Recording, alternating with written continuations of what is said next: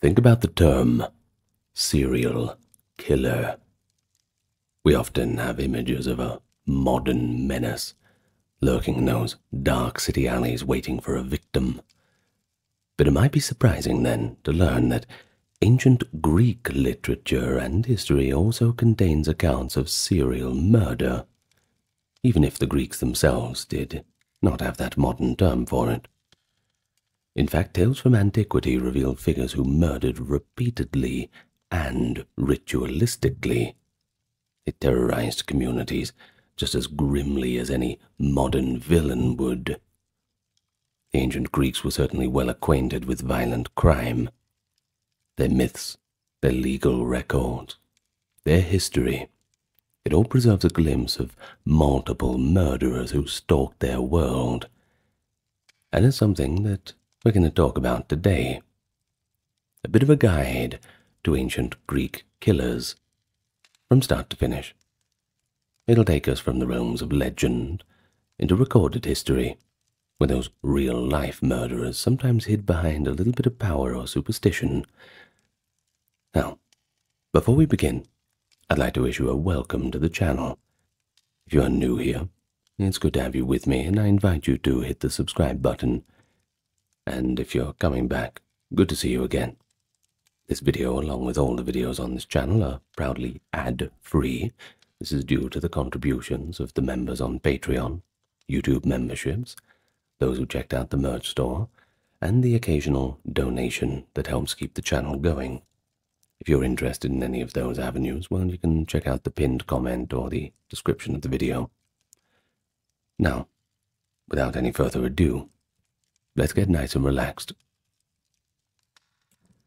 But of course, as with most ancient Greek history, there's a bit of a caveat. We kind of walk that line in the early days of myth and history, especially when we're just getting into things like Herodotus, which, well, it's disputed how accurate all of that is. But we also have to understand Greek attitudes towards homicide and justice in general. You see, classical Greece didn't have a police force, let alone any forensic science, yet murder was regarded as a profoundly serious offense, invoking both legal and religious consequence. In early Greek society, justice for murder began as a personal vengeance.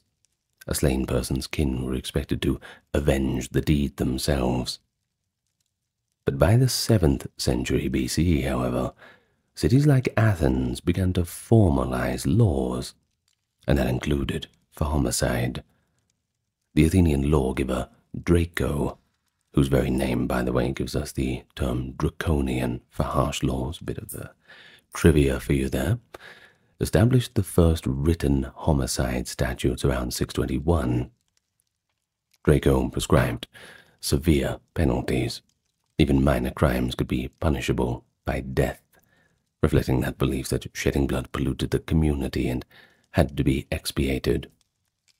Of course, there were laws before this in other parts of the world, but it was Greece's turn to put things in stone now. Now, under later reforms, Athens developed a sophisticated legal framework with specialized courts to handle different types of homicide. By the 5th century, there were 5 homicide courts in Athens, each for specific circumstances of killing. Premeditated murder of a citizen was tried at the Areopagus Council. Unintentional killings, or killings of lower status individuals, were in other courts. But then there were justifiable homicides, believe it or not.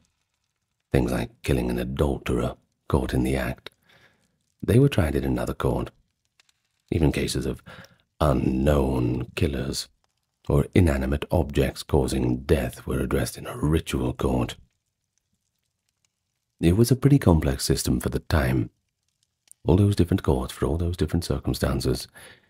But it does show how important it was to Greece to address murder through law and ritual.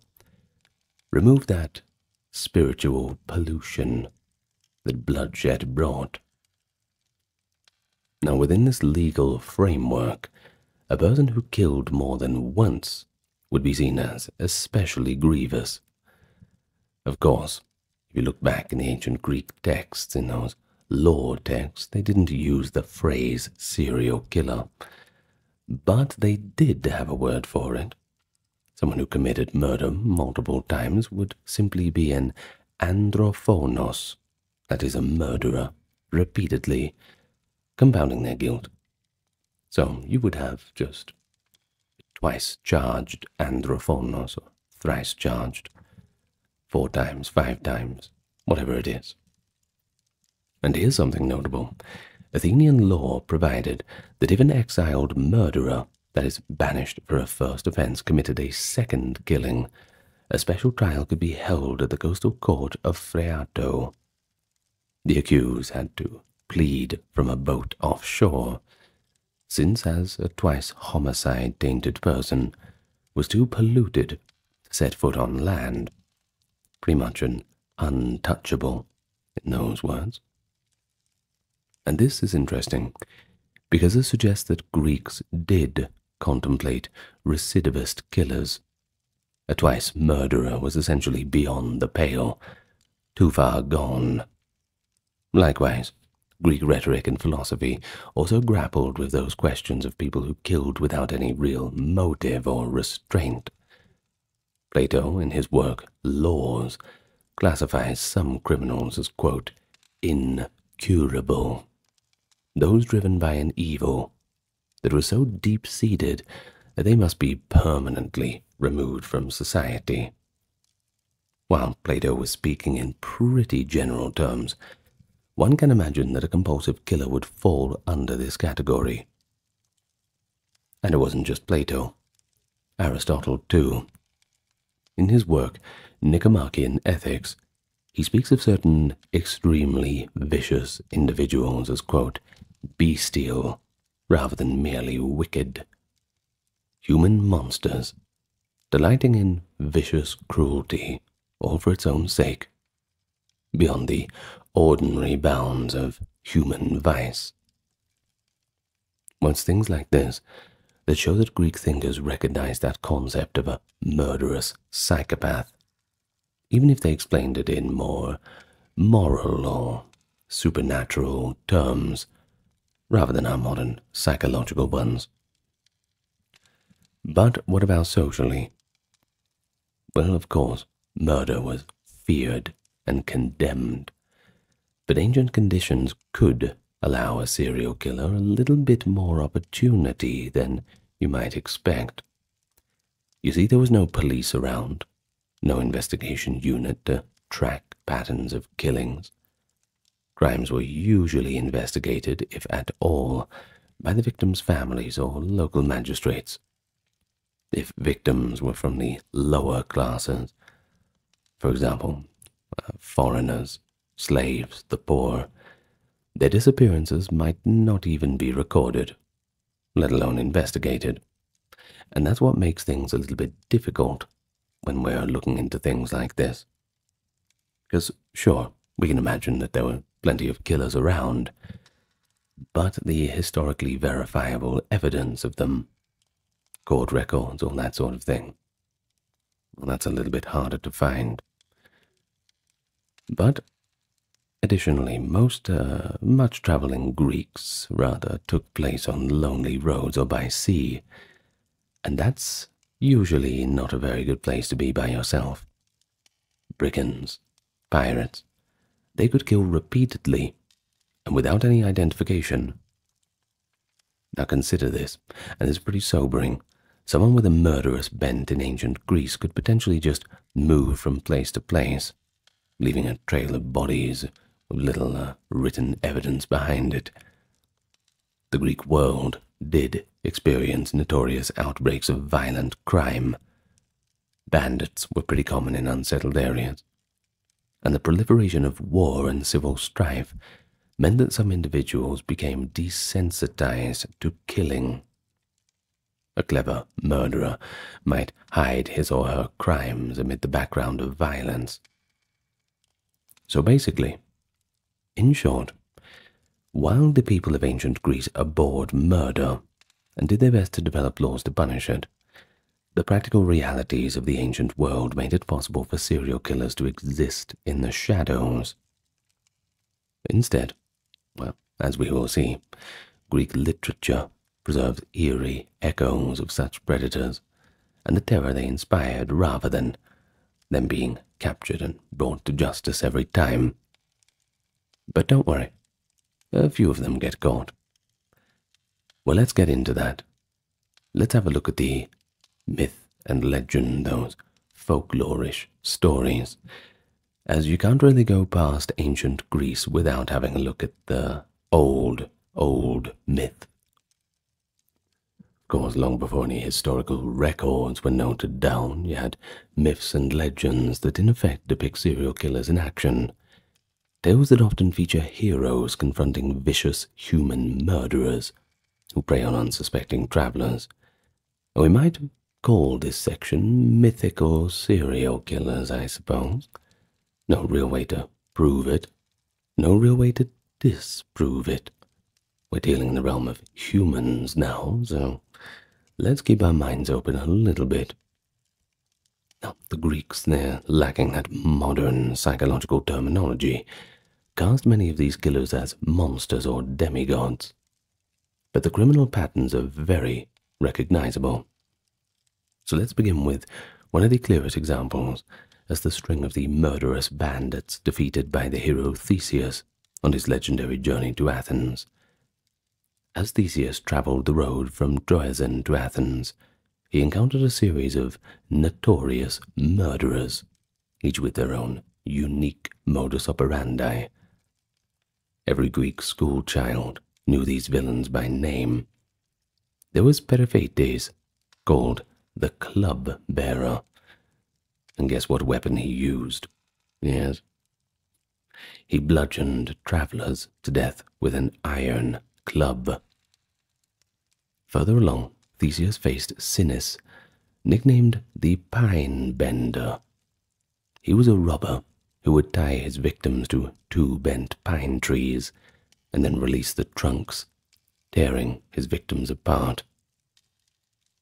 On the cliffs of the Saronic coast lurked another by the name of Siron, a bandit who invited travelers to wash their feet at the cliff's edge, only to cruelly kick them down into the sea. Now it wasn't really to drown them, it was more to feed the giant turtle below who would devour them. Perhaps the most infamous, though, was Procrustes, a sadistic innkeeper in Attica. Procrustes offered shelter to wayfarers, but there was a deadly twist. He had an iron bed in which he forced each guest to lie upon. If a traveler was too tall, Procrustes would cut their limbs to make them fit the bed. If too short, he'd violently stretch their bodies out with ropes and hammers until they matched its length. That's pretty grisly, isn't it? It earned him the epithet, the Stretcher. Procrustes in particular, he shows the traits of a classic serial killer. He targeted a specific class of victim, that is, travelers needing lodging, employed a ritualized method of killing using his own murder kit, that is, the iron bed and tools, and killed repeatedly for his own perverse satisfaction, rather than for material gain. And when we look at a story like that, doesn't it just sound like a modern horror film? Think about it. How many horror films do we have about serial killers, where it's some travelers in some backwater town, they show up at a motel, and lo and behold, the owner of the motel is a horrible murderer. Or there's just a murderer lurking around, something like this. It's a pretty common motive. Well, in any case, according to the myth, Theseus eventually turned the tables, and he slew Procrustes by the very same method. Another fitting retribution that ended the murderer's reign of terror. And once again, how many times in film about serial killers do we see the weapons of the murderer turned back upon themselves in a kind of ironic twist. But we have to remember that Theseus and his foes are quite legendary. But legends come from somewhere. Inspiration has to be sprouted from some kind of medium, and Greek storytellers likely drew from real anxieties in crafting these tales. Travel in ancient Greece was not always safe. Highways and wilderness paths harbored bandits and highwaymen.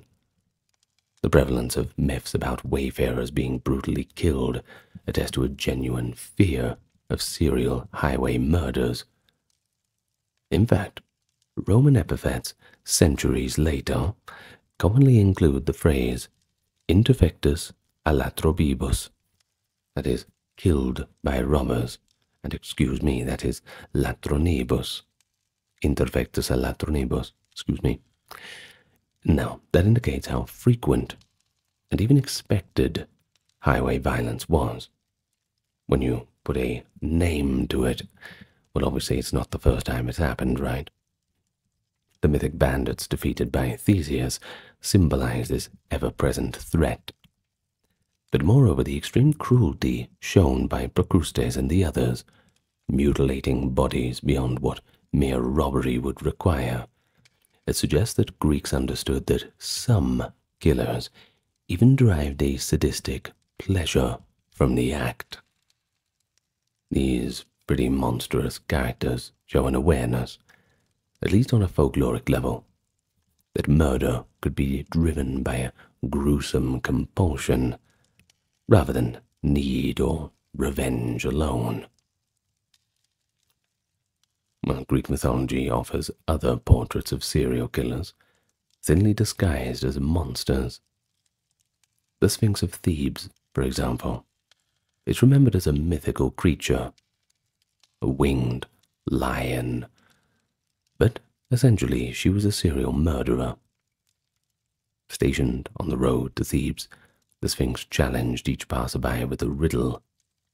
Those who failed to solve it, which was everyone, until Oedipus came along, which is why we're talking about this in Egypt, because it involves the Greeks. Well, everyone except Oedipus were killed and devoured. Her predations claimed multiple victims one by one, causing such terror that travel and commerce halted until the riddle was finally solved. Now tellingly, and this is a detail that not many people know, the name Sphinx in Greek actually comes from an old verb which means to strangle. Well, that shows the method of which by the killers were dispatching their victim, that's for sure. And while the Greeks framed the Sphinx as a mythical beast sent by the gods, we can also read her story as an acknowledgement that sometimes a single malignant entity, human or otherwise, might repeatedly prey on a community. Only a clever solution, in this case the wit of Oedipus, could break that cycle of killings. So well done to him. Credit where it is due, that's for sure. But even Greek hero myths sometimes blur that line between heroism and serial murderer. Interestingly, the hero Theseus, after slaying all those evildoers, himself killed at least 5 men on that journey. But had he not been performing a heroic cleansing of Greece, Theseus might have appeared just as another young psycho on a murder spree. It all depends on the framing, of course. Well, the Athenians were quite aware of this tension. Legends say that upon reaching Athens, Theseus underwent trial for ritual purification for all that blood that he spilled, thus preventing him from being seen as polluted by multiple homicides. And without that purification, even a hero could be considered as a murderer. A little bit unfair, isn't it? You saved the lives of all of Greece, thousands and thousands of people, but you kill one guy. You're not a lifesaver, you're a murderer. Funny how that works. Well, it's an interesting little anecdote nonetheless, don't you think? It shows that the Greeks recognized that there was a fine line, and that fine line was drawn between context and justification, separating that hero from the villain, even if their kill counts were a little bit similar. You remember the term from True Lies, when, oh, what was the actress? I forgot the actress. But she asks Arnold Schwarzenegger, have you killed people? And he hesitates for a second and he says, yes, but they were all bad. That's kind of it. Jamie Lee Curtis, that was it. Excuse me. Anyway, back to ancient Greece. Well, let's look at it in mythic terms. Many Greek heroes. Let's talk about Heracles, that's another example. Well, he killed numerous people, didn't he? Whether in fits of madness, or perhaps vengeance. But these acts were usually explained as divinely driven, or even redemptive tasks. When an ancient Greek killed repeatedly for ignoble reasons, that's when the stories would cast them out as monsters to be exterminated. Like Arnold said, they were all bad. But that's not all the mythic serial killers we have. We have another one in the tale of Antaeus, a giant in Libya, whom the hero Heracles had to overcome. Antaeus was said to be the son of Earth, that is, Gaia, and drew strength from the ground itself. He forced every stranger who passed through his realm to wrestle with him, and having never been defeated, he would slay his opponents and collect their skulls to roof a temple to his father Poseidon. Here again is a figure who kills systematically. Every traveler is a victim. And of course, he revels in the growing tally of murders, even using their bodies in a gruesome trophy display. It's only Heracles, by lifting Antaeus off the earth, breaking his source of power, and crushing him in a bear hug, putting an end to his lethal sport. Well, Antaeus, while clearly a mythical giant, is certainly the archetype of the serial thrill killer, who cannot be stopped by ordinary people. You need a superhuman hero to come and sort him out. Of course, these legends, from Procrustes to Antaeus, served a dual purpose in the old Greek culture. And on one level, they were exciting adventure stories, but on another they conveyed real warnings. Travel was dangerous. Trust could be betrayed by a seemingly hospitable stranger. Some predators delighted in cruel violence for its own sake. It's all a story as old as time. And like I said, stories have to be inspired from something, even if blown out of proportion quite a lot. And all these fantastical elements, giants, monsters, superhuman strength, there may have been a way for the Greeks to personify a frightening reality that was quite hard to comprehend. That a human being could repeatedly kill other humans without an ounce of remorse. Something hard to understand, but certainly something that they have to deal with in whatever way they can. And so by casting killers as literal monsters or even demigods, the Greeks could externalize the evil as something non-human. Nevertheless, the consistent patterns in these myths, they suggest that ancient people were indeed grappling with the concept of serial murder, and they're all familiar concepts. Even if someone was carving these stories into a stone tablet thousands of years ago, it's pretty much the same story that we would put pen to paper on now. Or rather, write it up on your laptop, whatever you do. They essentially mythologized serial killers, beasts to be slain by cultural heroes. And this was one cultural strategy for understanding something that is, on its face, to well, 99% of people who are not psychopaths. Pretty much incomprehensible.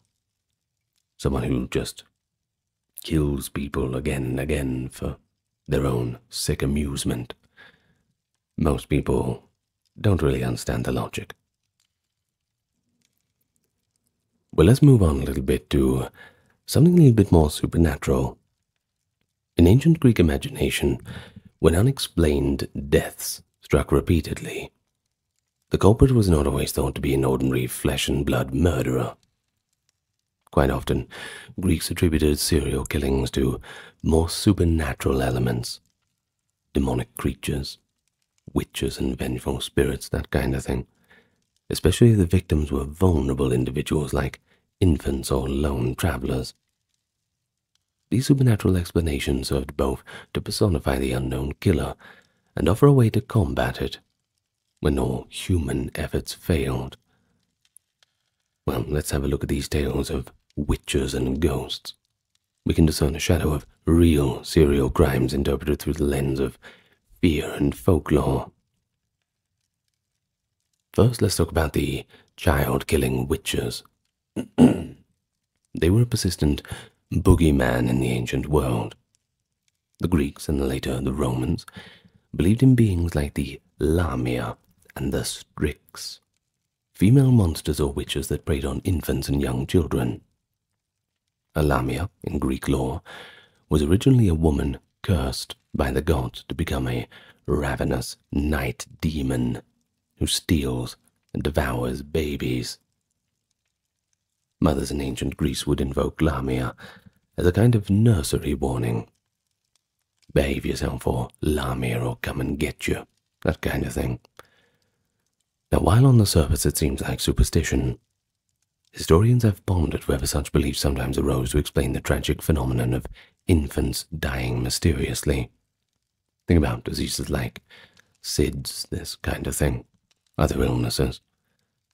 Or perhaps to even mask instances of infanticide or child murder by disturbed individuals. In a society without modern medicine, a series of crib deaths might be rationalized as the work of a demonic sorceress. Conversely, if a person was secretly murdering children, the community might accuse a witch as the cause. At least one real Athenian case bears this out. A woman named Theoris of Lemnos was tried and executed in Athens in the 4th century BCE, accused of practicing harmful witchcraft. According to the later commentary on the case, Theoris is said to have provided potions and incantations, and a maidservant testified against her, implying that children or others had been victimized by her sorcery.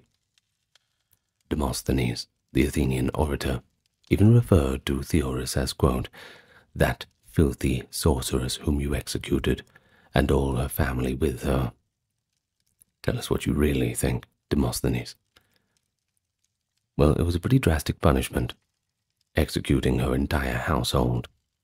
But it does suggest that authorities believe that she was responsible for especially heinous and repeated crimes. And since we have mentions of these poisonings of children, well, possibly child killings.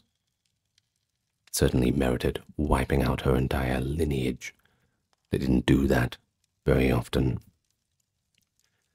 Unfortunately, we don't have too much detail on Theoris's case. I mean, we're talking a couple thousand years ago here, so we do what we can. But it does provide a glimpse into how an actual person could be branded a witch and a mass murderer in classical Athens. It's a historical example of a suspected serial killing cloaked in accusations of magic. The people of the time just making sense of things in any way they could. But they also had spine-chilling ghost stories that sound remarkably like serial killer legends. And a prime example comes from the 2nd century CE travel writer Pausanias, who relates the legend of the daimon of Temesa, essentially a ghost who became a serial killer. The tale goes back to the 5th century BCE, in the town of Temesa in southern Italy, which was at the time Magna Graecia, a Greek colony region, so yes, we are within our geographic limit. According to Pausanias, a sailor in Odysseus's crew assaulted a local girl at Temesa. The outraged villagers stoned the sailor to death in punishment, and quite rightly. But the death did not end his evil. Oh no, the ghost of the sailor, or daimon, returned to haunt Temesa and commenced killing the townspeople indiscriminately, regardless of anyone's age or gender. He was coming after anyone. The spectre murdered numerous citizens one by one, and the terrified survivors could not predict who would be next. In essence, a supernatural serial killer was on the loose. The community sought guidance from the Delphic oracle, who decreed that they must placate the angry spirit. How to do that?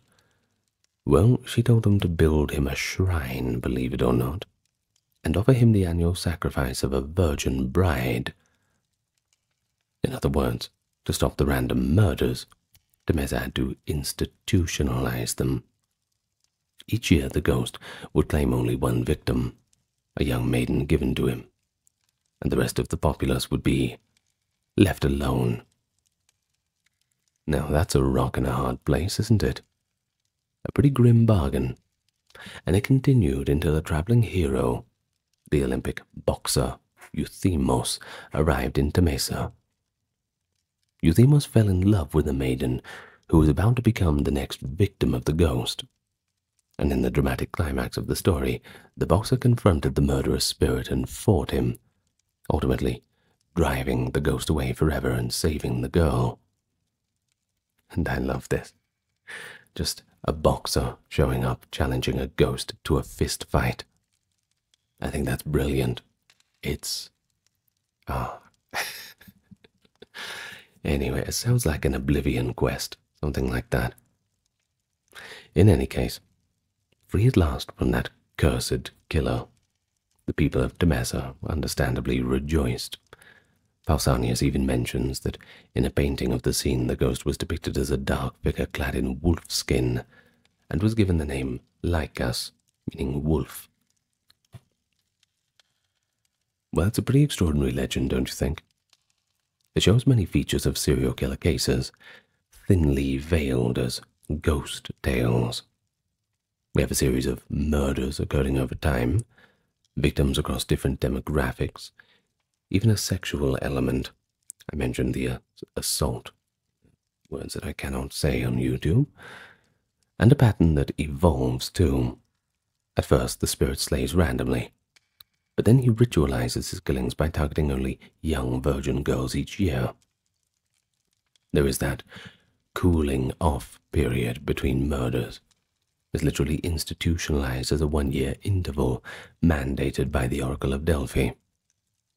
And the use of a wolf motive, the ghost named Wolf, wearing wolf skin too, hints that the Greeks associated these repeated killings with ferocity and inhumane brutality, essentially labeling the killer a wild beast, even a werewolf, perhaps. And indeed later interpretations have suggested this tale might originally been a werewolf story, given the parallels to other legends of men turning into wolves and attacking people. Well, whether it's ghost or werewolf, the Temesa killer was clearly not human in the popular imagination. Yet one can't help wondering if behind this supernatural narrative lay some memory of a very human murderer. Some scholars have speculated that this kind of story, a restless killer spirit requiring appeasement, could encode an ancient case of flesh and blood murder. And perhaps the real community of Temesa suffered an unexplained series of murders of maidens and concocted a ghost explanation as a way to make sense of all the terror. In the absence of an identified human culprit, blaming a vengeful spirit or monster was a way to both explain the events, but also to find a solution, even if that solution was horrific in itself. While the eventual intervention of that hero, Euthymos, is quite telling. It takes a singular champion to break the cycle, much as a particular clever investigator or lucky break in the clues is needed to stop a killer in the modern sense. And then there's other supernatural killers in Greek lore, like Emposai and Marmolikeia, species of female demons who lured young men by appearing as beautiful women and then consumed them, a closer parallel to later vampire legends. A striking narrative of this type is found in the life of the philosopher Apollonius of Tyana, that is a 1st century CE sage. Apollonius's biographer Philostratus recounts an incident in Corinth when a handsome young man named Menipos was seduced by a wealthy, lovely woman who promised him marriage, and probably, quite a bit of money too. Always helps to grease the wheels, I suppose. Well, Apollonius, gifted with spiritual insight, intervened on the wedding day and exposed the bride as a supernatural predator. In some versions, a lamia. In others, a phasma, that is a ghostly apparition. Of course, once unmasked, the jig was up. The lamia wailed that she had fattened Menipos up with rich foods to devour him, and she admitted she had feasted on many young men before. But then she just vanished, leaving behind nothing but a wrecked illusion. Even the gold and wine she had provided were revealed as fake. Bad luck, Menipos. Well, here we have a tale of a seductive serial killer demon, methodically preying on men by charm and deceit. And while it's clearly folkloric, the story might echo warnings about dangerous courtesans or lethal temptresses. That ancient equivalent of a black widow killer who lures victims into their trap with promises of a better life. And other things. Well, that popular imagination cast it as a vampire-like monster. How else are you going to explain young men disappearing after courting the same enchanting woman? And once more, a supernatural explanation fills that gap of knowledge. But the behavioral pattern, using deception and seduction to kill repeatedly, is recognized not just as magical, but as quite human. But what these supernatural stories show is an unwillingness in antiquity to believe that an ordinary person would commit such inhuman crimes. Instead, the blame was shifted to the realm of spirits, witches, and monsters. After all, don't we call such people in our modern day monstrous? A werewolf or ghost could kill again and again, because it was a beast or a cursed soul, a witch could poison multiple people because she was in league with dark powers. In a sense, calling the perpetrator non-human made the reality of the serial murder easier to digest. It also provided a clear remedy, religious ritual or heroic action, whichever comes first, rather than the painstaking investigation and trial of a human criminal. Better just to find the horrible witch or the horrible monster and, well, remove their head. Typically they're powerless without their heads. Well, in converting real or feared serial killings into myth, the ancient Greeks preserved the core details that, to us, portray the truth of what they were really describing. A modern reader can quite easily identify Procruste's peculiar sadism, the Temesa ghost's patterned killings, or the Lamia's predatory method and say, yep, they're definitely serial killers, in all but name. The supernatural veneer, that was just the ancient way of articulating a problem of repeat murder in an age before science provided a more sensible answer. But let's move on from myth and folklore and get to the realm of recorded history. Do we find any genuine serial killers? The answer appears to be yes. Though The evidence is often a bit fragmentary. Ancient writers sometimes couch the accounts based in biased terms, I suppose. Actual incidents of serial homicide are documented, or at least strongly suggested in Greek history and biography. They range from anonymous highway murderers to powerful tyrants whose cruelty earned them a reputation akin to later serial killers. So in this section we will have a look at a few such historical cases. Let's consider how contemporaries reacted to them too. One context that produced repeat serial killers was banditry and piracy. Real-life analogues to the mythical highwayman vanquished by Theseus, I suppose. Like I said, it all comes from somewhere. Well, throughout antiquity, travelers faced the risk of robbery and violence, and some brigands undoubtedly killed multiple victims over the years. There's no stretch of the imagination for that. However, ancient historians rarely give us the personal stories of these criminals, unless they intersected dramatically with famous events. A rare and insightful description comes not from a historian, but from a rhetorician. Libanius, a Greek teacher of the 4th century CE, composed an illustrative exercise in which he describes the depredations of an unnamed murderer plaguing the countryside.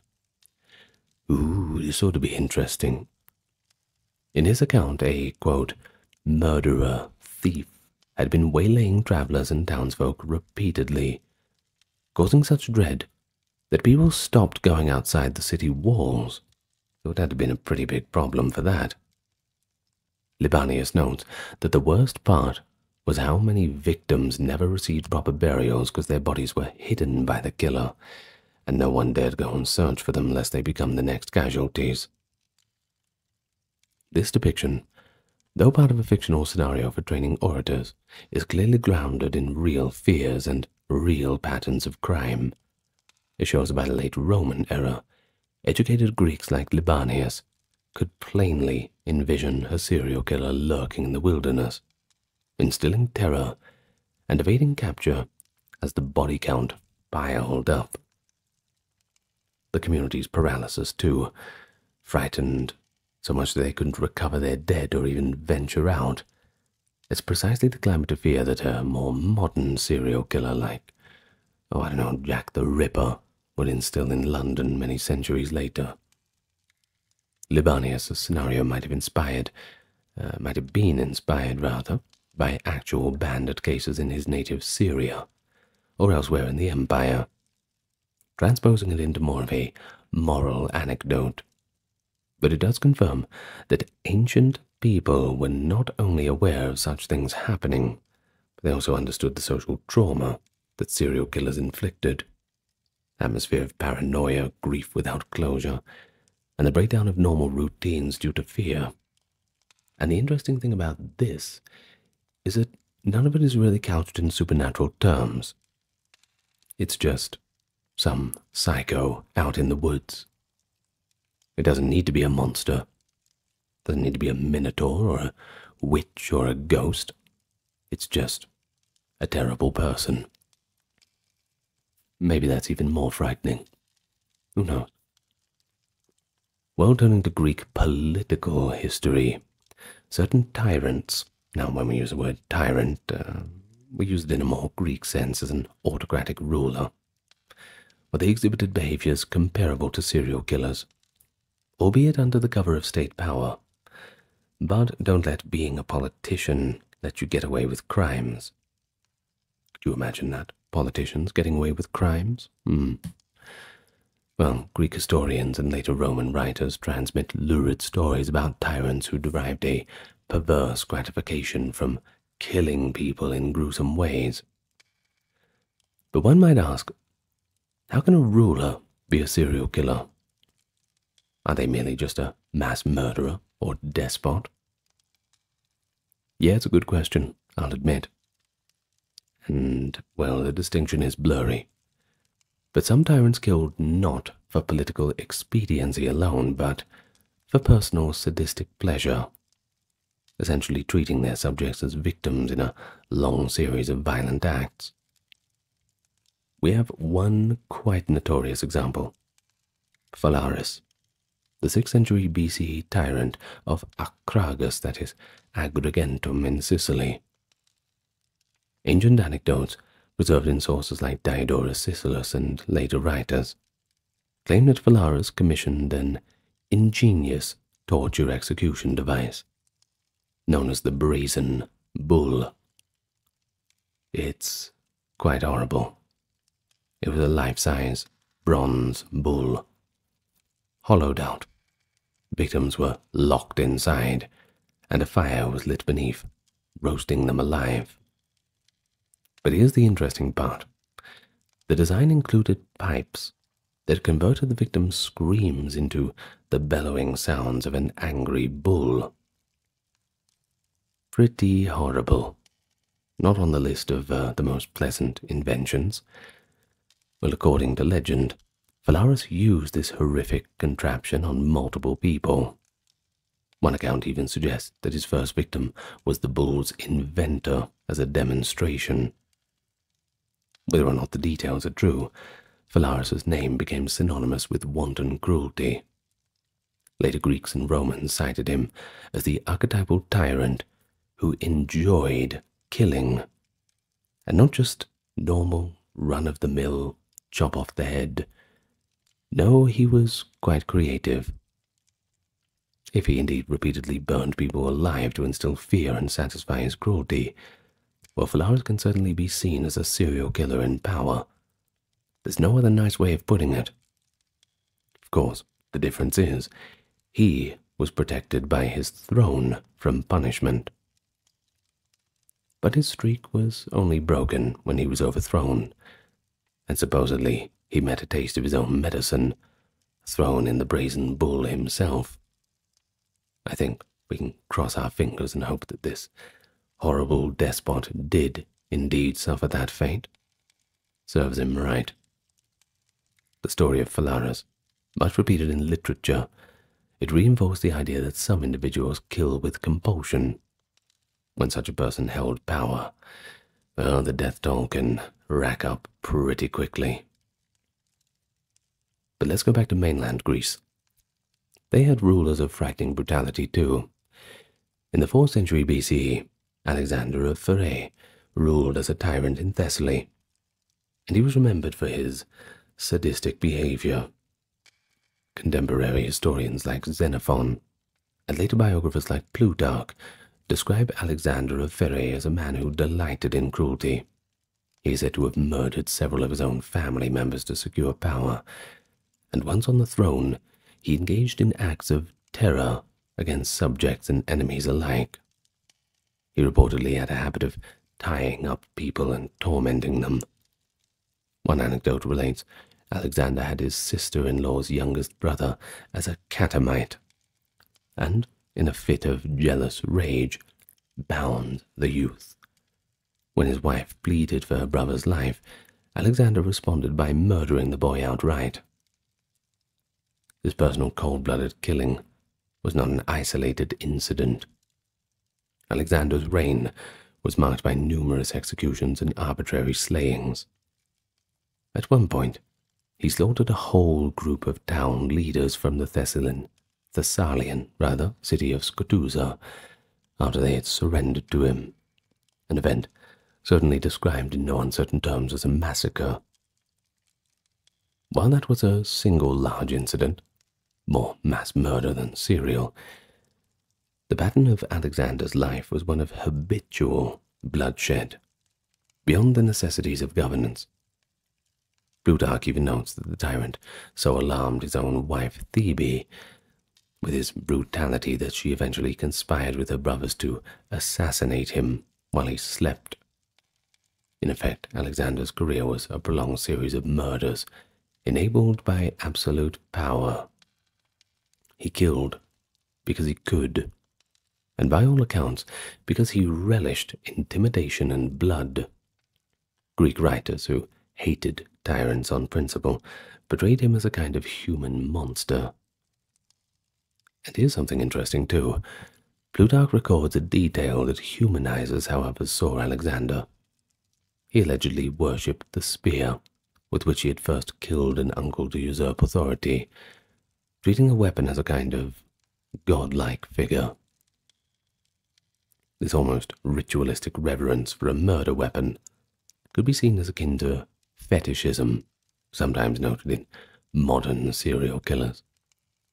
It shows how a human could turn killing into a fanatical practice.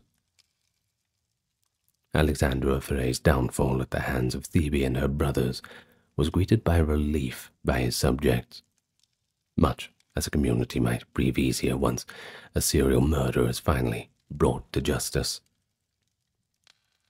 But not all killers were so high profile. Many lurked in the shadows of history. We occasionally hear tantalizing hints of unsolved or mysterious murder sprees.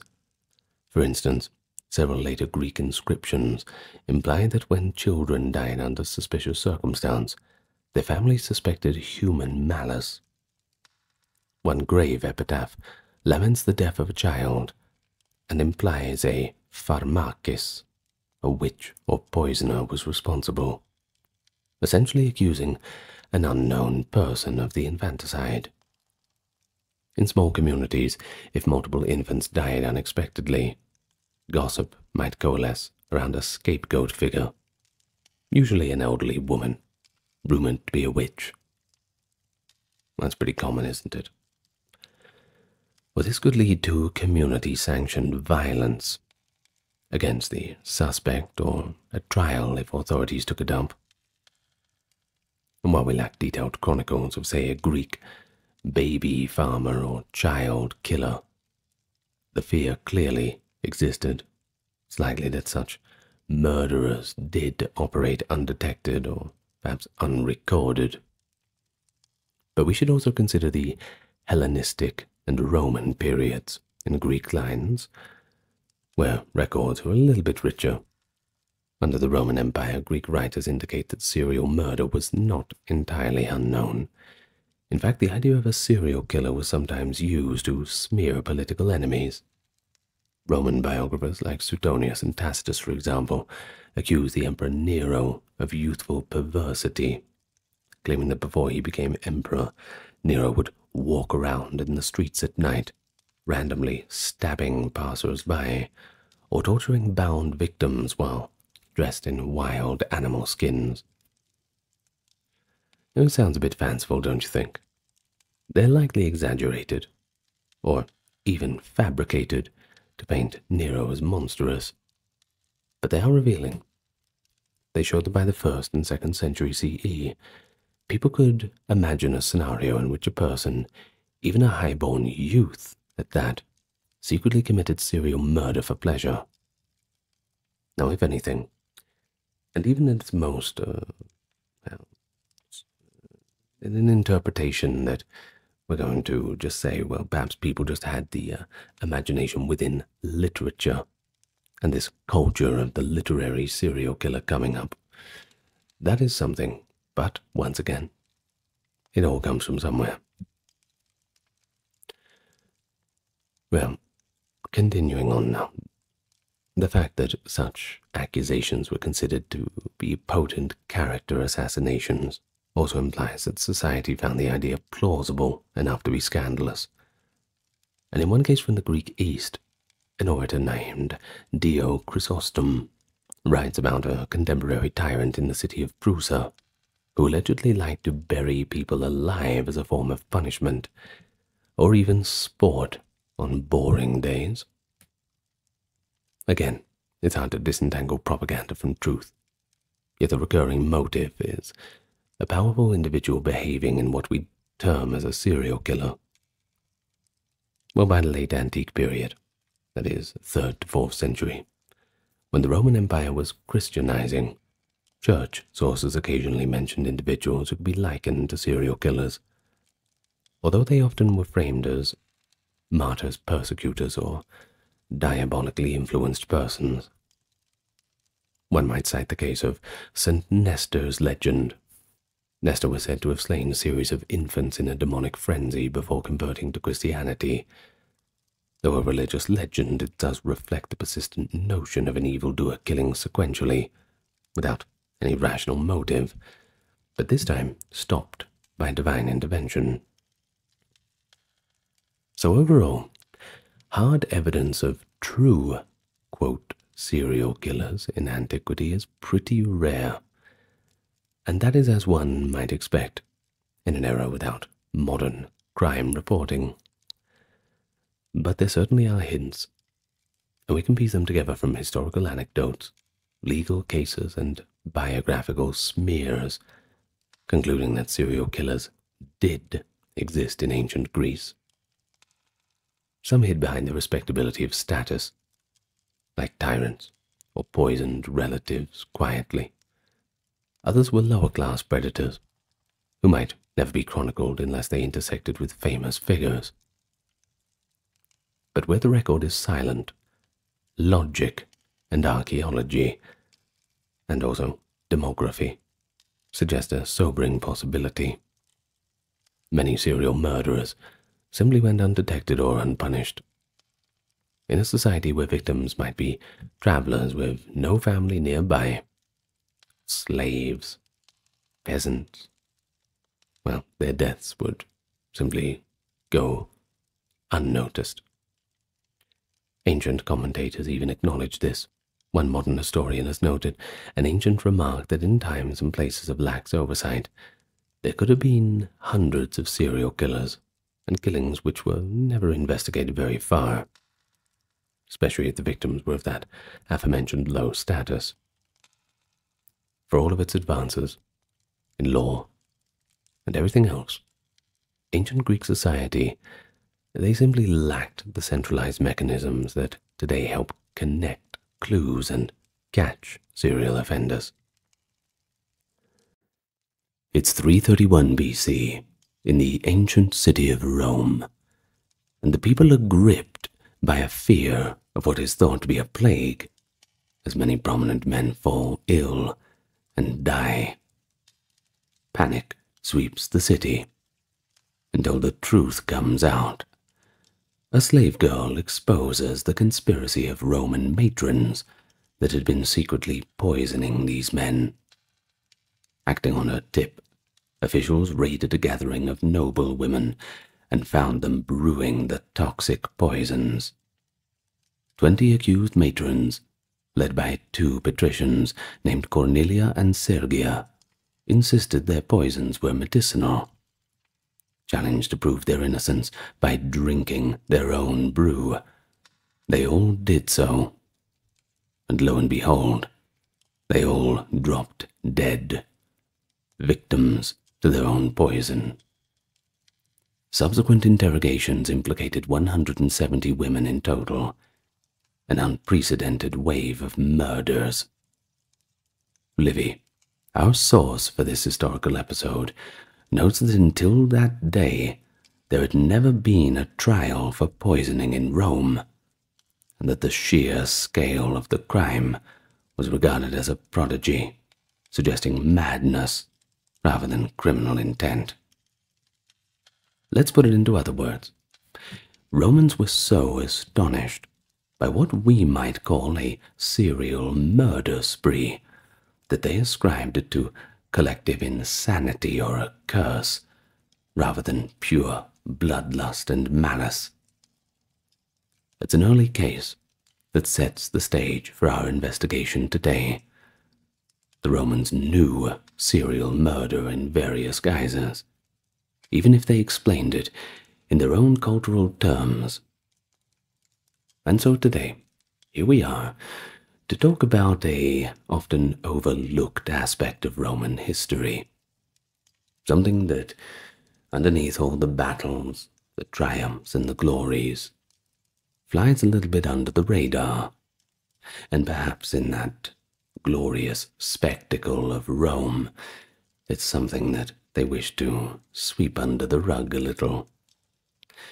But we're going to sift through the historical and literary evidence today, and we're going to shine a light on some notorious figures, from the poisoners lurking in the shadows all the way up to those emperors whose bloody reigns terrorized the empire.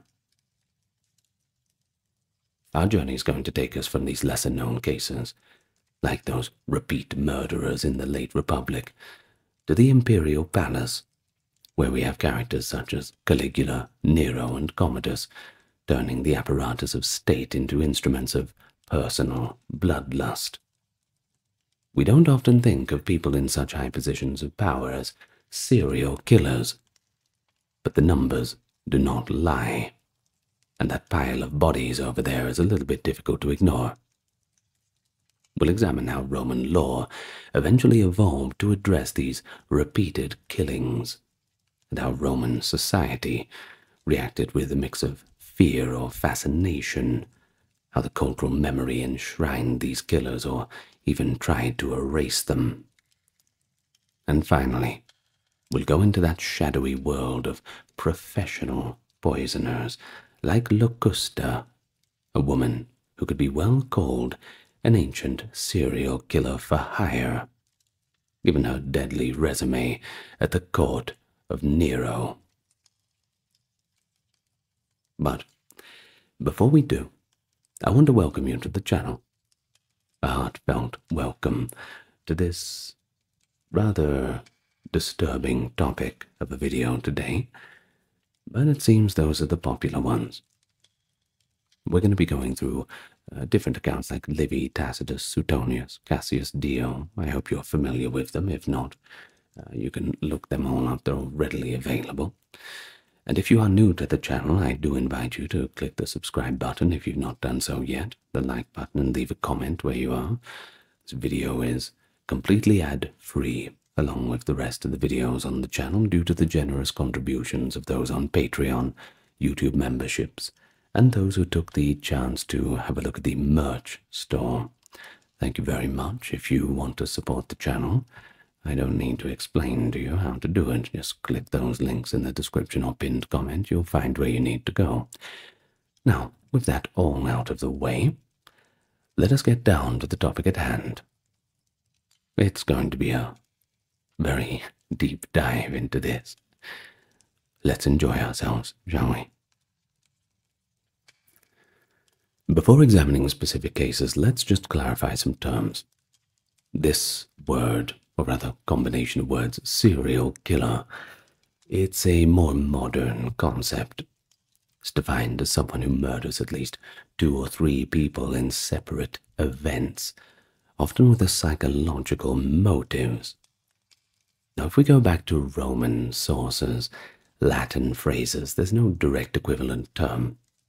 There's no Latin phrase that neatly translates to serial killer. Instead, repeated murderers fell under broad categories like parricidium, that is murder of a close relatives, veneficium, poisoning, and sicariorum, that is assassination or banditry. Romans were certainly familiar with serial acts of murder, that's for sure, but they interpreted them through the lens of family intrigue, tyranny, or supernatural evil, rather than our modern psychology.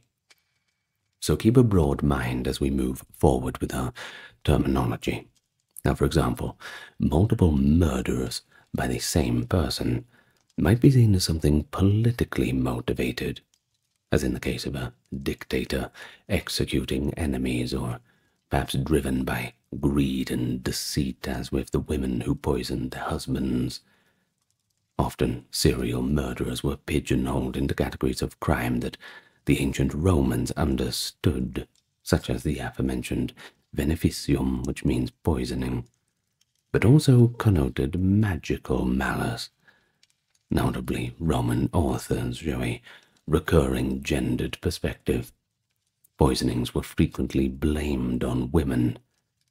In fact, a Roman rhetorician quipped, meaning, "There is no adulteress who isn't a poisoner." Well, this hyperbole from Quintilian's Institutes work shows a stereotype that an unfaithful wife might secretly kill her husband, a trope born of several high-profile cases in Rome.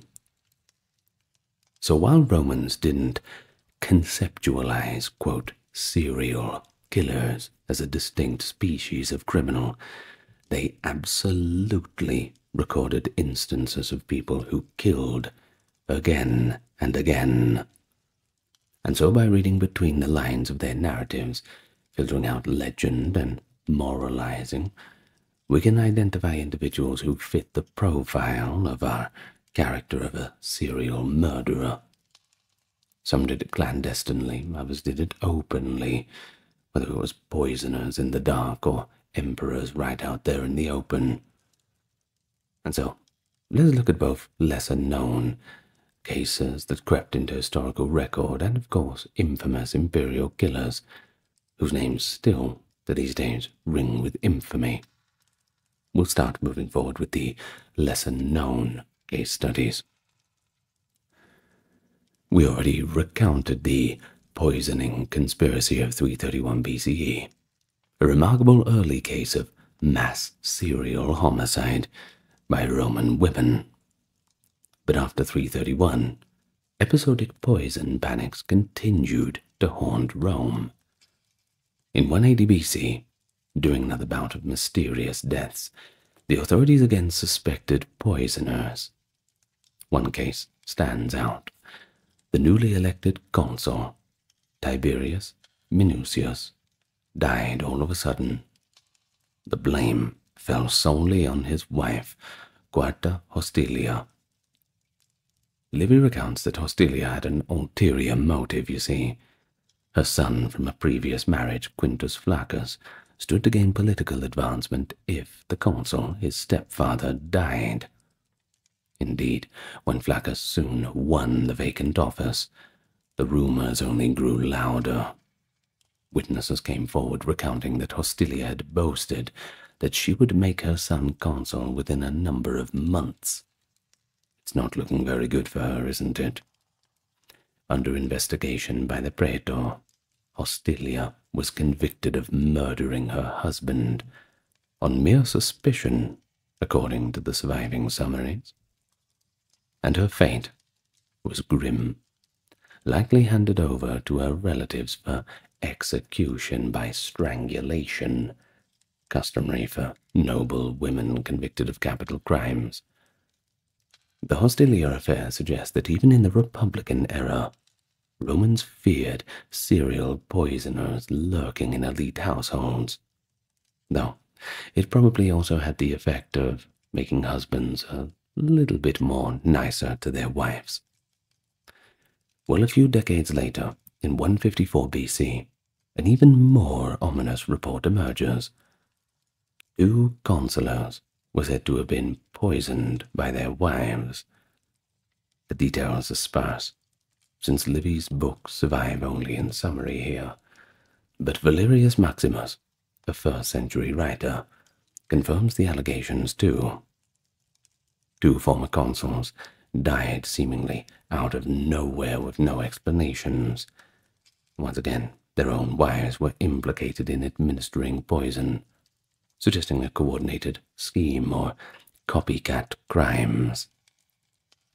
While specifics are lost to time, Roman historians treated these incidents as part of a pattern of private poisoning that plagued society. Copycat killers, inspired by the worst possible deeds. And indeed, by the late Republic, poisoning had become so common that in 82 BC the dictator Sulla passed the Lex Cornelia de Sicaris e Veneficus, a law specifically targeting assassins and poisoners. This law treated multiple murders as an especially heinous category. It criminalized not just the act of killing, but the manufacturing and distribution of poisons for murder. Initially, violators, especially the nobles, might be punished by exile or property confiscation. But over time, the punishment stiffened. A later senatorial decree, that is, Senatus Consultum in Latin, even decreed that if a woman gave a potion to induce miscarriage or conception and it caused death, well, she would be banished. By the 3rd century CE, in the jurist Marcion's day, convicted serial poisoners of low status were executed, often thrown to wild beasts in the arena, while those of higher status were exiled, reflecting once again Rome's class-based justice. The very need for such laws indicates that repeat murder by poison was certainly a very real societal concern. But beyond these legal and anecdotal records, rumors of serial killers swirled around certain individuals. Roman aristocrats sometimes died conveniently and in clusters, sparking gossip of a hidden hand. One famous target of rumor was Livia Drusilla, the wife of Augustus. Tacitus and others hint that Livia possibly hastened the deaths of several rivals to clear the path for her son Tiberius's succession. The early deaths of Marcellus, Augustus's nephew, Agrippina Postumus, grandson, and even Augustus himself were, in later gossip, attributed to Livia's scheming, using poison and other means, essentially painting her as a serial poisoner at the heart of the imperial family. But these claims remain unproven and controversial, likely amplified by those old tropes of the wicked stepmother. Still, the persistence of the accusations in our source shows the Roman imagination could conceive of a woman systematically committing multiple murders to achieve her ends. And then we have another example. It comes from the early empire, the case of Locusta and Martina, professional poisoners. We will discuss Locusta in depth shortly, but we'll just go over it briefly now. Martina was a woman from Syria, implicated in the suspected poisoning of Germanicus, that is the popular heir of Tiberius around AD 19. According to Tacitus, after Germanicus' sudden death, Martina, infamous for evil arts apparently, was arrested. En route to Rome for trial, she mysteriously died. And guess what?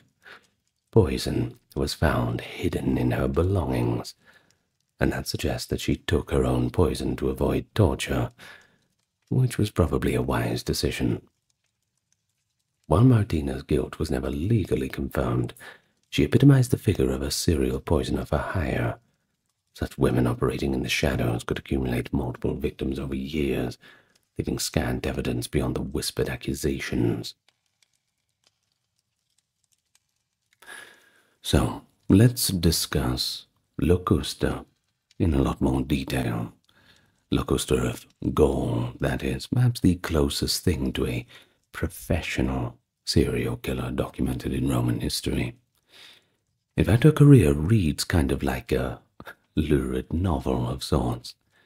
She was a woman adept in concocting poisons, responsible for multiple high-profile murders in the Julio-Claudian dynasty. Her activities spanned the reigns of Claudius and Nero, and the primary sources portray her as an instrument of murder, repeatedly employed by those in power. It's a hell of a career choice, that's for sure. Tacitus introduces Locusta in his Annals at the poisoning of Emperor Claudius in AD 54. Empress Agrippina the Younger, Claudius's wife and Nero's mother, by the way, was resolved to eliminate Claudius to secure Nero's succession. She, according to the source, did not lack instruments for the crime, and chose a person skilled in such matters, Locusta by name, who had lately been condemned for poisoning and long retained as one of the tools of despotism. Locusta prepared a toxic potion, famously smeared on a dish of mushrooms, Claudius's favorite treat, by the way. The emperor unwittingly consumed the gift of the goddess, as Nero later darkly joked, since mushrooms became Claudius's death warrant. When the poison initially only made Claudius ill, they went to Plan B. According to Tacitus and Suetonius, Claudius's physician slipped a poisoned feather down the groaning emperor's throat to finish the job.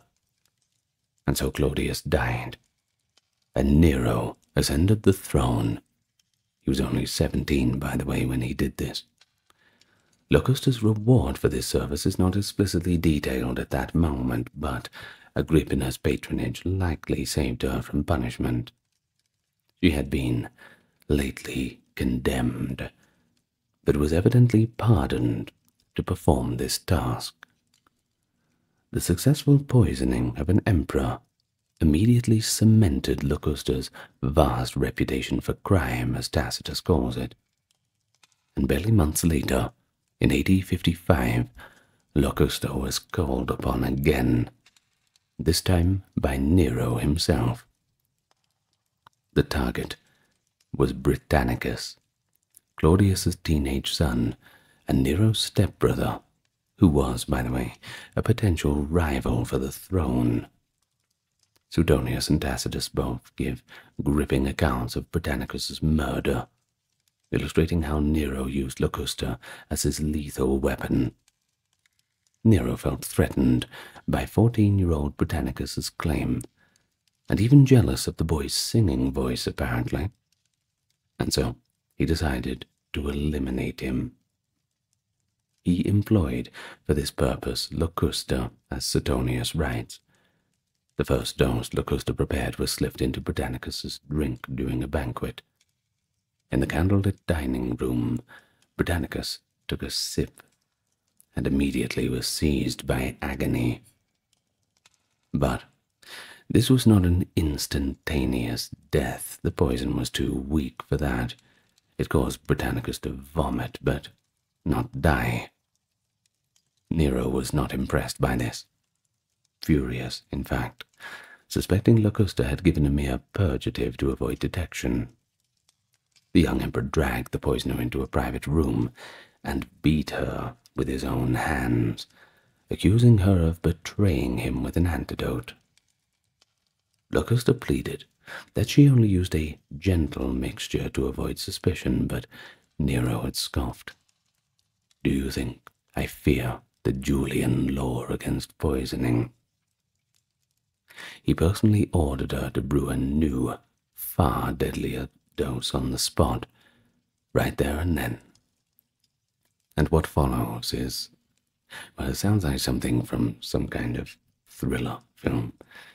Locusta, under imperial threat, prepared a potion that was very, very potent, right there in Nero's chamber as the emperor watched. They tested it on a young goat, and when the goat lingered alive for a few hours, Nero demanded an even stronger concoction. The next batch was tested on a slave, and the slave died immediately.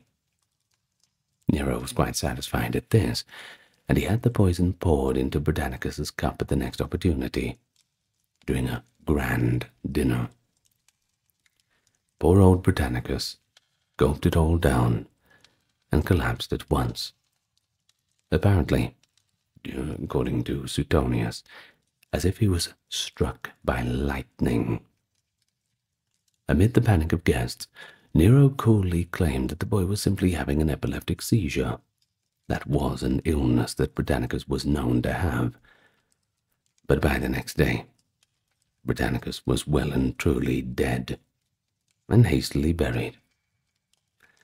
This cold-blooded sequence, documented by Suetonius and corroborated by Tacitus, shows Locusta's central role. She essentially acted as Nero's personal murder weapon, adapting her poisons to ensure a swift kill at her master's whim. Of course, Nero richly rewarded her for her effective, if ghoulish, service. Suetonius states that Nero granted Locusta a full pardon for her past crimes and lavished her with gifts. among them a large country estate.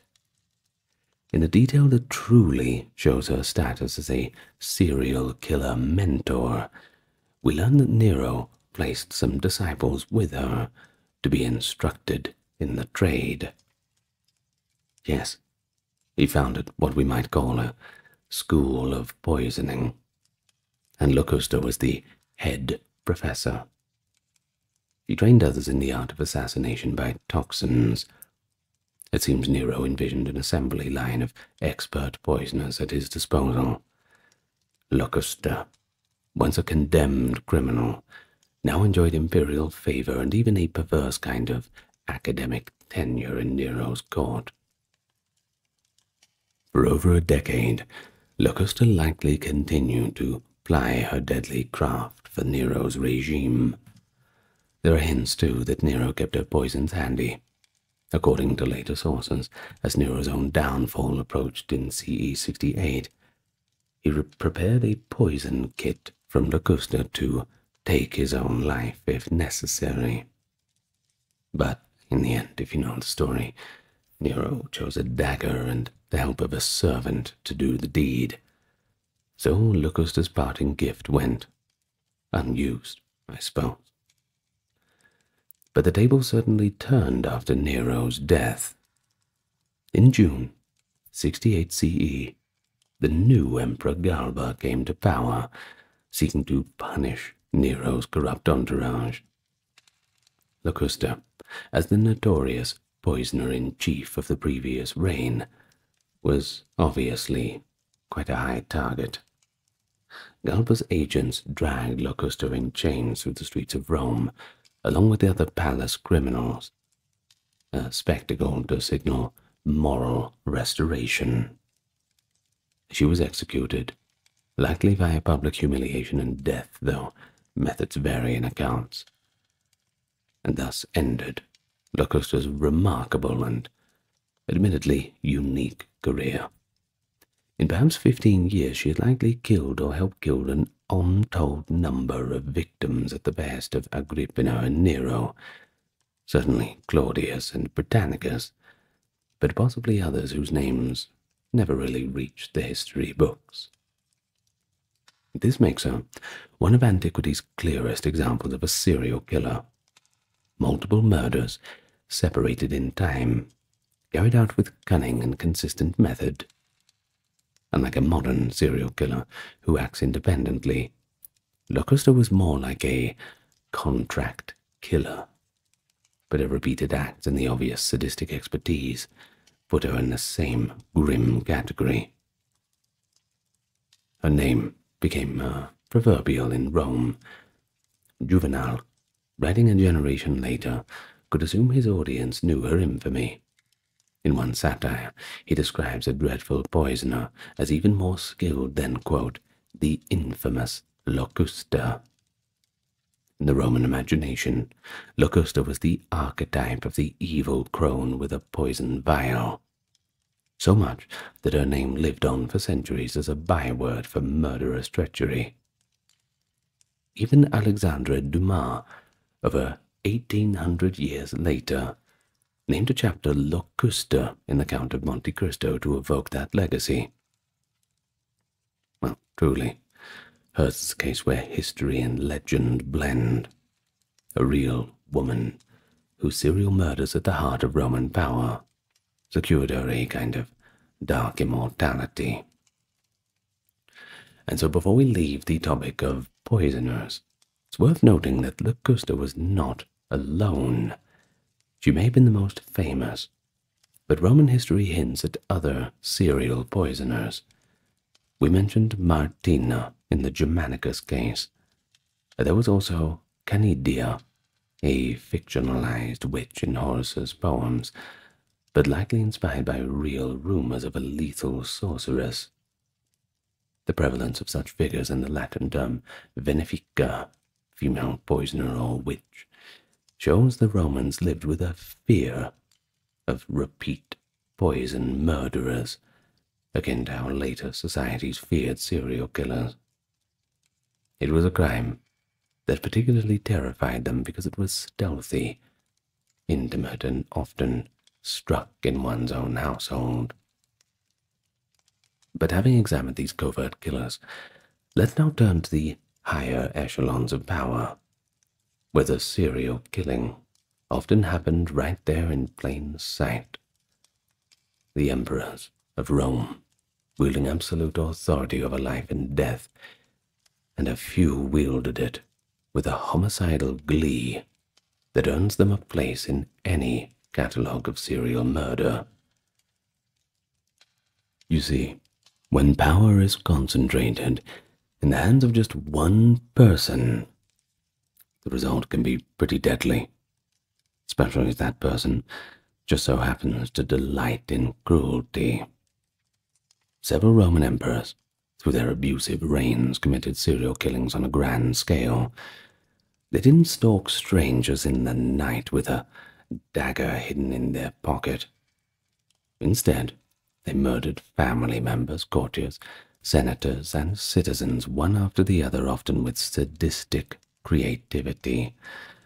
And so we will focus on three notorious examples: Caligula, Nero, and Commodus, starting, of course, with Caligula, moving through them.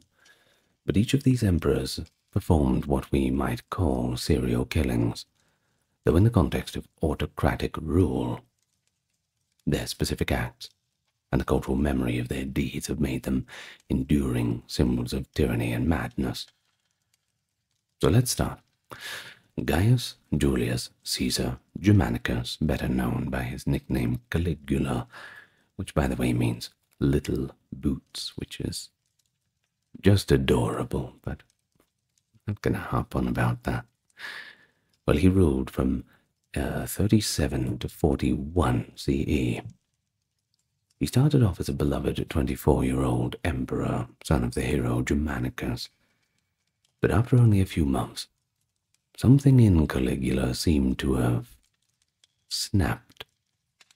Ancient writers suggest an illness or brain fever unhinged his mind, and the result was a brief reign of horrific cruelty. Caligula's murders were numerous and often perversely whimsical, earning him a reputation as a psychotic killer. Suetonius, writing about 70 years later, paints Caligula as practically reveling in killing.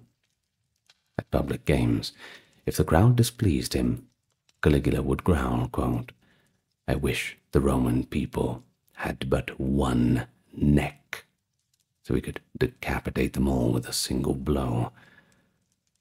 This ghastly wish shows Caligula's approach to power and murder. He viewed people as playthings on whom he could inflict death at a whim. His specific acts of serial murder are documented in chilling detail. He had his own cousin, an adopted son, Tiberius Gemellus, quietly killed after initially sparing him, and he forced Macro to take his own life, the Praetorian prefect who had helped him to the throne.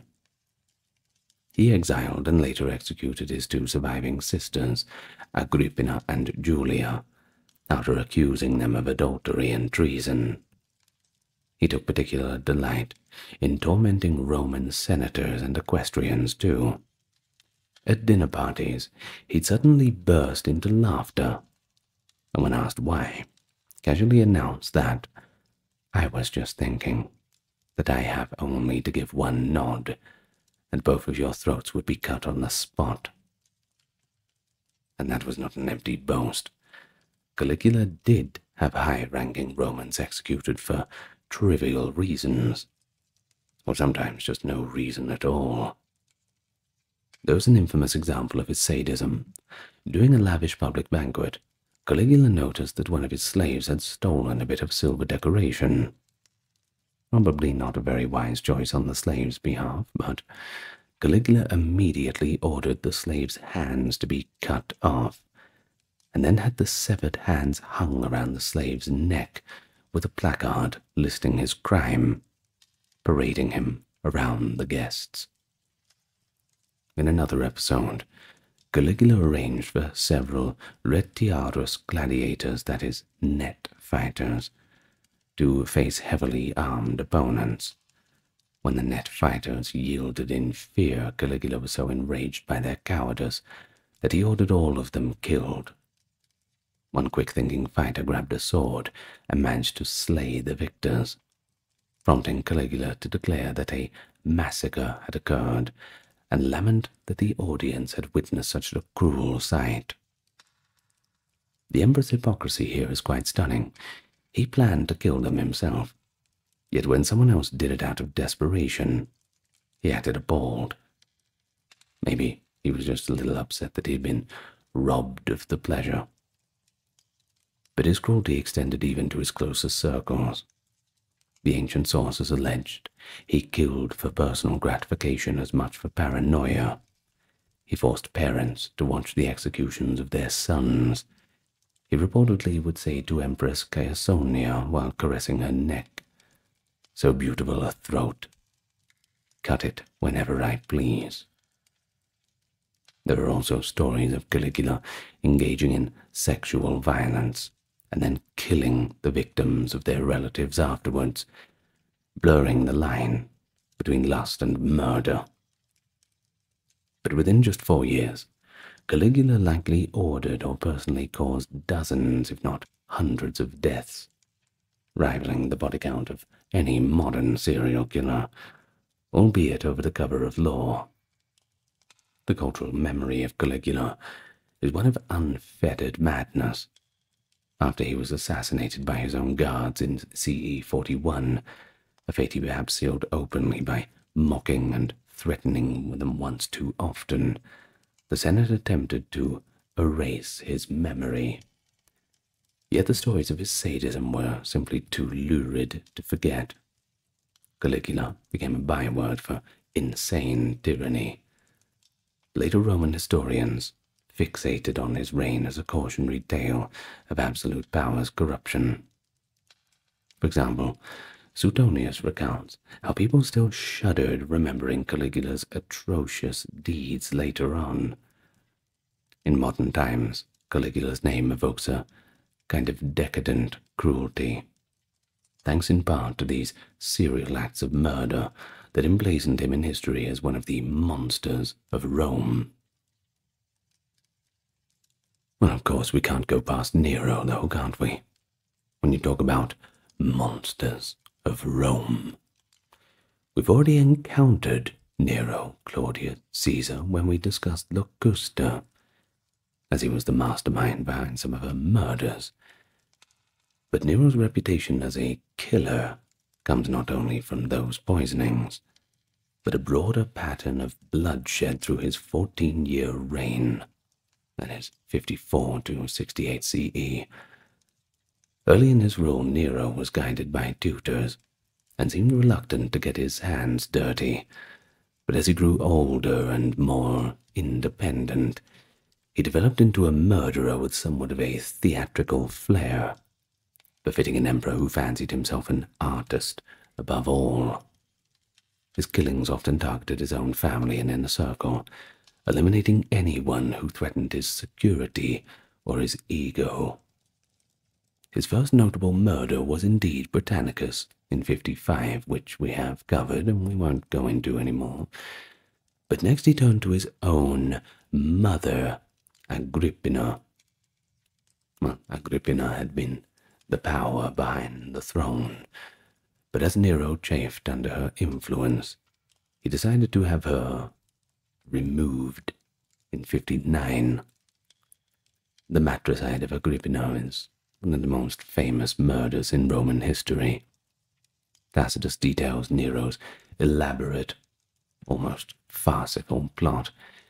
He arranged for Agrippina's boat to collapse at sea in a staged accident. But Agrippina survived the collapse and swam ashore, only slightly injured. Frustrated, Nero then sent an assassin, or perhaps a team of soldiers, to her villa to finish the job.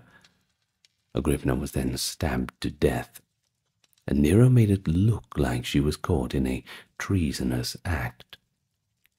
When a messenger came and told Nero that his mother had died, Nero's reply was, "Let's go see her corpse."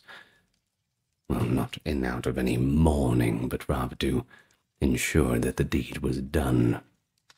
Suetonius claims that Nero examined Agrippina's body and remarked how beautiful she had once been, showing no remorse for having killed his own mother. This was a serial killing in the psychological sense, you see. Nero struck down a close relative after Britannicus, exhibiting a developing pattern of eliminating those close to him. But he didn't stop there. He disposed of his first wife, Octavia, in 62, banishing her, and later ordering her execution on false charges of adultery. All of this because he wanted to marry Poppaea Sabina. The Roman public loved the innocent Octavia, so much that her death caused an outcry too. In AD 65, Nero kicked Poppaea, who was pregnant, to death in a fit of sudden rage, an impulsive act that claimed the lives of both his second wife and the unborn child. Though this may not have been premeditated, it certainly added to Nero's bloody tally of family members killed. Moreover, after the Pisonian conspiracy against Nero in 65 was uncovered, Nero embarked on a purge. He executed his old tutor, Seneca, forcing him to take his own life, a pretty common method, back to the old Greek days of the hemlock drinking. And also the poet Lucan, among others, were on the list. Not necessarily because they were all guilty in the plot, but more to rid himself of critics and potential enemies. Didn't want anyone writing anything that would make him look bad. Tacitus recounts of how Nero seemed to revel in signing death warrants during this time. In fact, Nero's killings often had a performative element. After Agrippina's murder, he staged extravagant games supposedly to honor his departed mother, during which he sang and played music, as if celebrating matricide with an artistic flourish. Following the Great Fire of Rome in AD 64, Nero famously blamed the Christians and subjected them to grotesque executions, apparently burning them as human torches in his gardens and feeding them to beasts. This was mass murder rather than serial murder, but it certainly cemented his image as monstrously cruel. In the context of serial killing, what stands out is Nero's emotional detachment and creative cruelty in each successive case. He killed his stepbrother, then his mother, then his wife, and technically his child, and then countless others, each by different methods: poison, engineering, accidents, forcing them under compulsion to do it themselves, kicking them to death, almost as if experimenting with different kinds of ways to kill people. Of course, the cultural memory of Nero is quite complex. Unlike Caligula and Commodus, Nero actually retained some popular sympathy after his death, especially among the lower classes who enjoyed his public entertainments. In fact, for years after Nero's death in AD 68, rumors persisted that he was still alive in the East, plotting to return, the so-called Nero redivivus. Some commoners laid flowers on his tomb for a long time, indicating a lingering affection. This is perhaps because Nero, despite his crimes, styled himself as more of a populist showman. However, among the elites and later historians, he was remembered as an archetypal villain. Christian authors, in particular, dubbed him the first persecutor of the church. Lactantius called him that, quote, noxious, wild beast who slayed Peter and Paul. St. Augustine and others even connected Nero with the apocalyptic figure of the Antichrist. Suetonius, well, he tells us that decades after Nero's death, when a false Nero impostor arose in Parthia, the mere name of Nero was still enough to incite hope or dread. The Parthians supported this fake Nero, quote, vigorously, and only surrendered him with a great reluctance, so fond were they of Nero's memory. Meanwhile, in Rome, the Senate had damnatio memoriae decrees against him, erasing his statues and inscriptions. Thus, I suppose we can say that Nero was culturally remembered both as a depraved artist tyrant and oddly a figure of fascination that some were just unwilling to let go. His killings, particularly of his own kin, became central episodes in every account of his reign, ensuring he would feature in both histories and lurid legends long after the Julio-Claudian line had come to an end.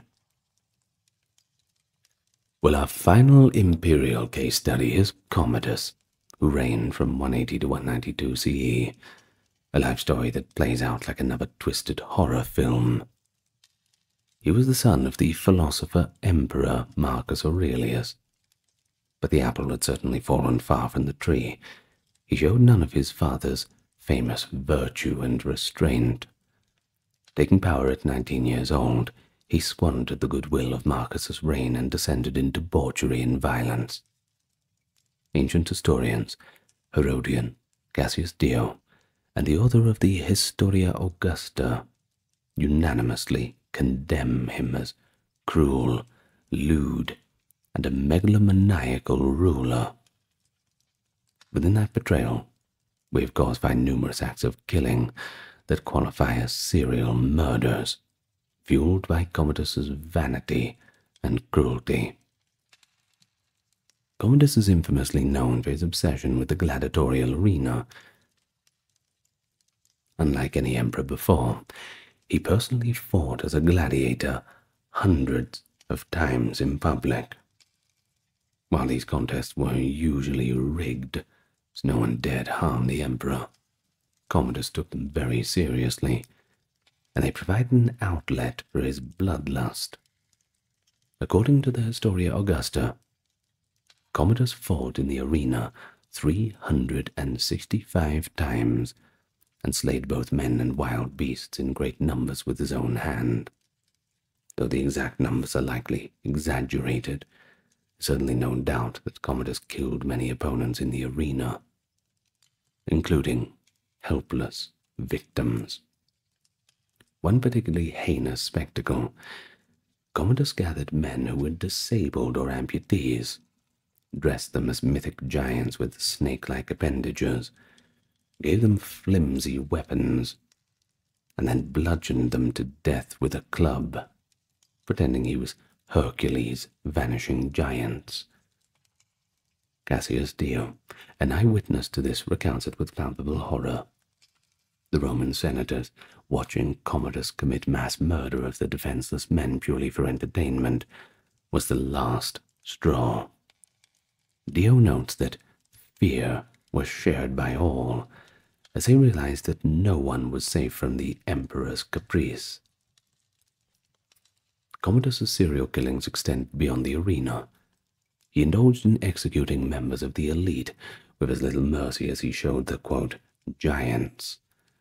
He had a long list of senators put to death, often on trumped-up charges, simply because they displeased him, or because he had a feeling that they were plotting. In all fairness, sometimes they were, as plots did spring up in reaction to his misrule, but one can hardly blame them for that, can't we? Dio records that Commodus, quote, killed a great many people, some openly and some by secret poison, making away with practically all those who had attained eminence during his father's reign and his own. The only prominent men he spared were those who flattered him relentlessly, or whom he found useful.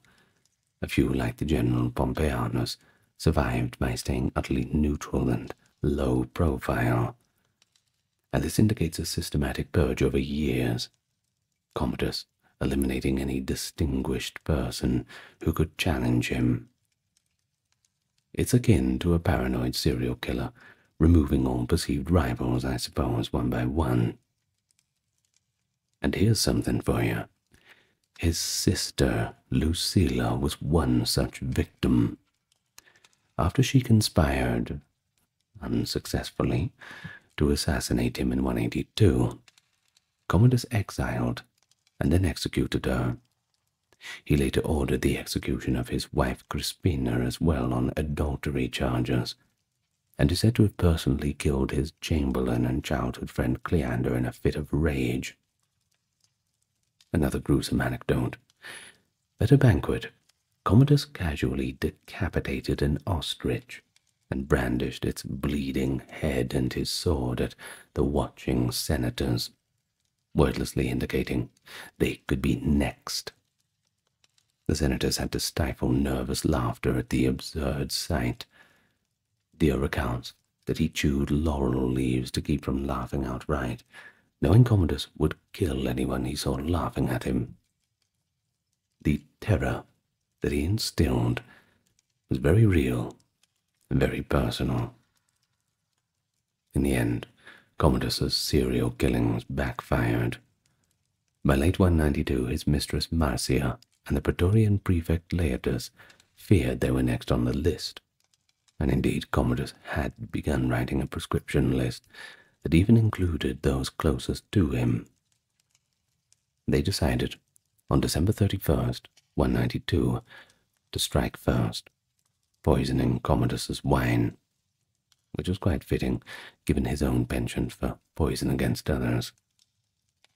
When the poison only made him vomit, like Britannicus before, they panicked and sent in the palace wrestler, a man named, quite ironically, Narcissus, to strangle Commodus in his bath, and thus fell the gladiator emperor at the age of 31. But the reaction in Rome this time was quite euphoric. Cassius Dio describes how the new Emperor Pertinax and the Roman people declared Commodus a public enemy. The Senate heaped insults on his memory, calling him, quote, that murderer, that gladiator, that ruptured one. By the way, this ruptured one, that's in reference to his apparent hernia. Yes, apparently Commodus had one of them. Probably too much exercise in the gladiatorial arena, perhaps. Hence the term ruptured. But they wanted to drag his corpse, too, through the streets and mutilate it, as was done to the hated tyrants of old. But Pertinax dissuaded them, since the body was already buried. Instead, they obliterated his statues and renamed the city. Oh, by the way, Commodus had grandiosely rebranded Rome, by the way, as Colonia Commodiana. That's right. He changed the name of Rome. Certainly a big deal, that's for sure. The Senate's decree, Damnatio Memoriae, on Commodus was essentially society's way of posthumously executing the serial killer. His cultural memory became that of a degenerate tyrant who fancied himself a reincarnation of Hercules. Later historians like Dio, who had suffered through his reign, never forgave him. The Historia Augusta outright calls Commodus a pestilence and lists his vices and killings exhaustively.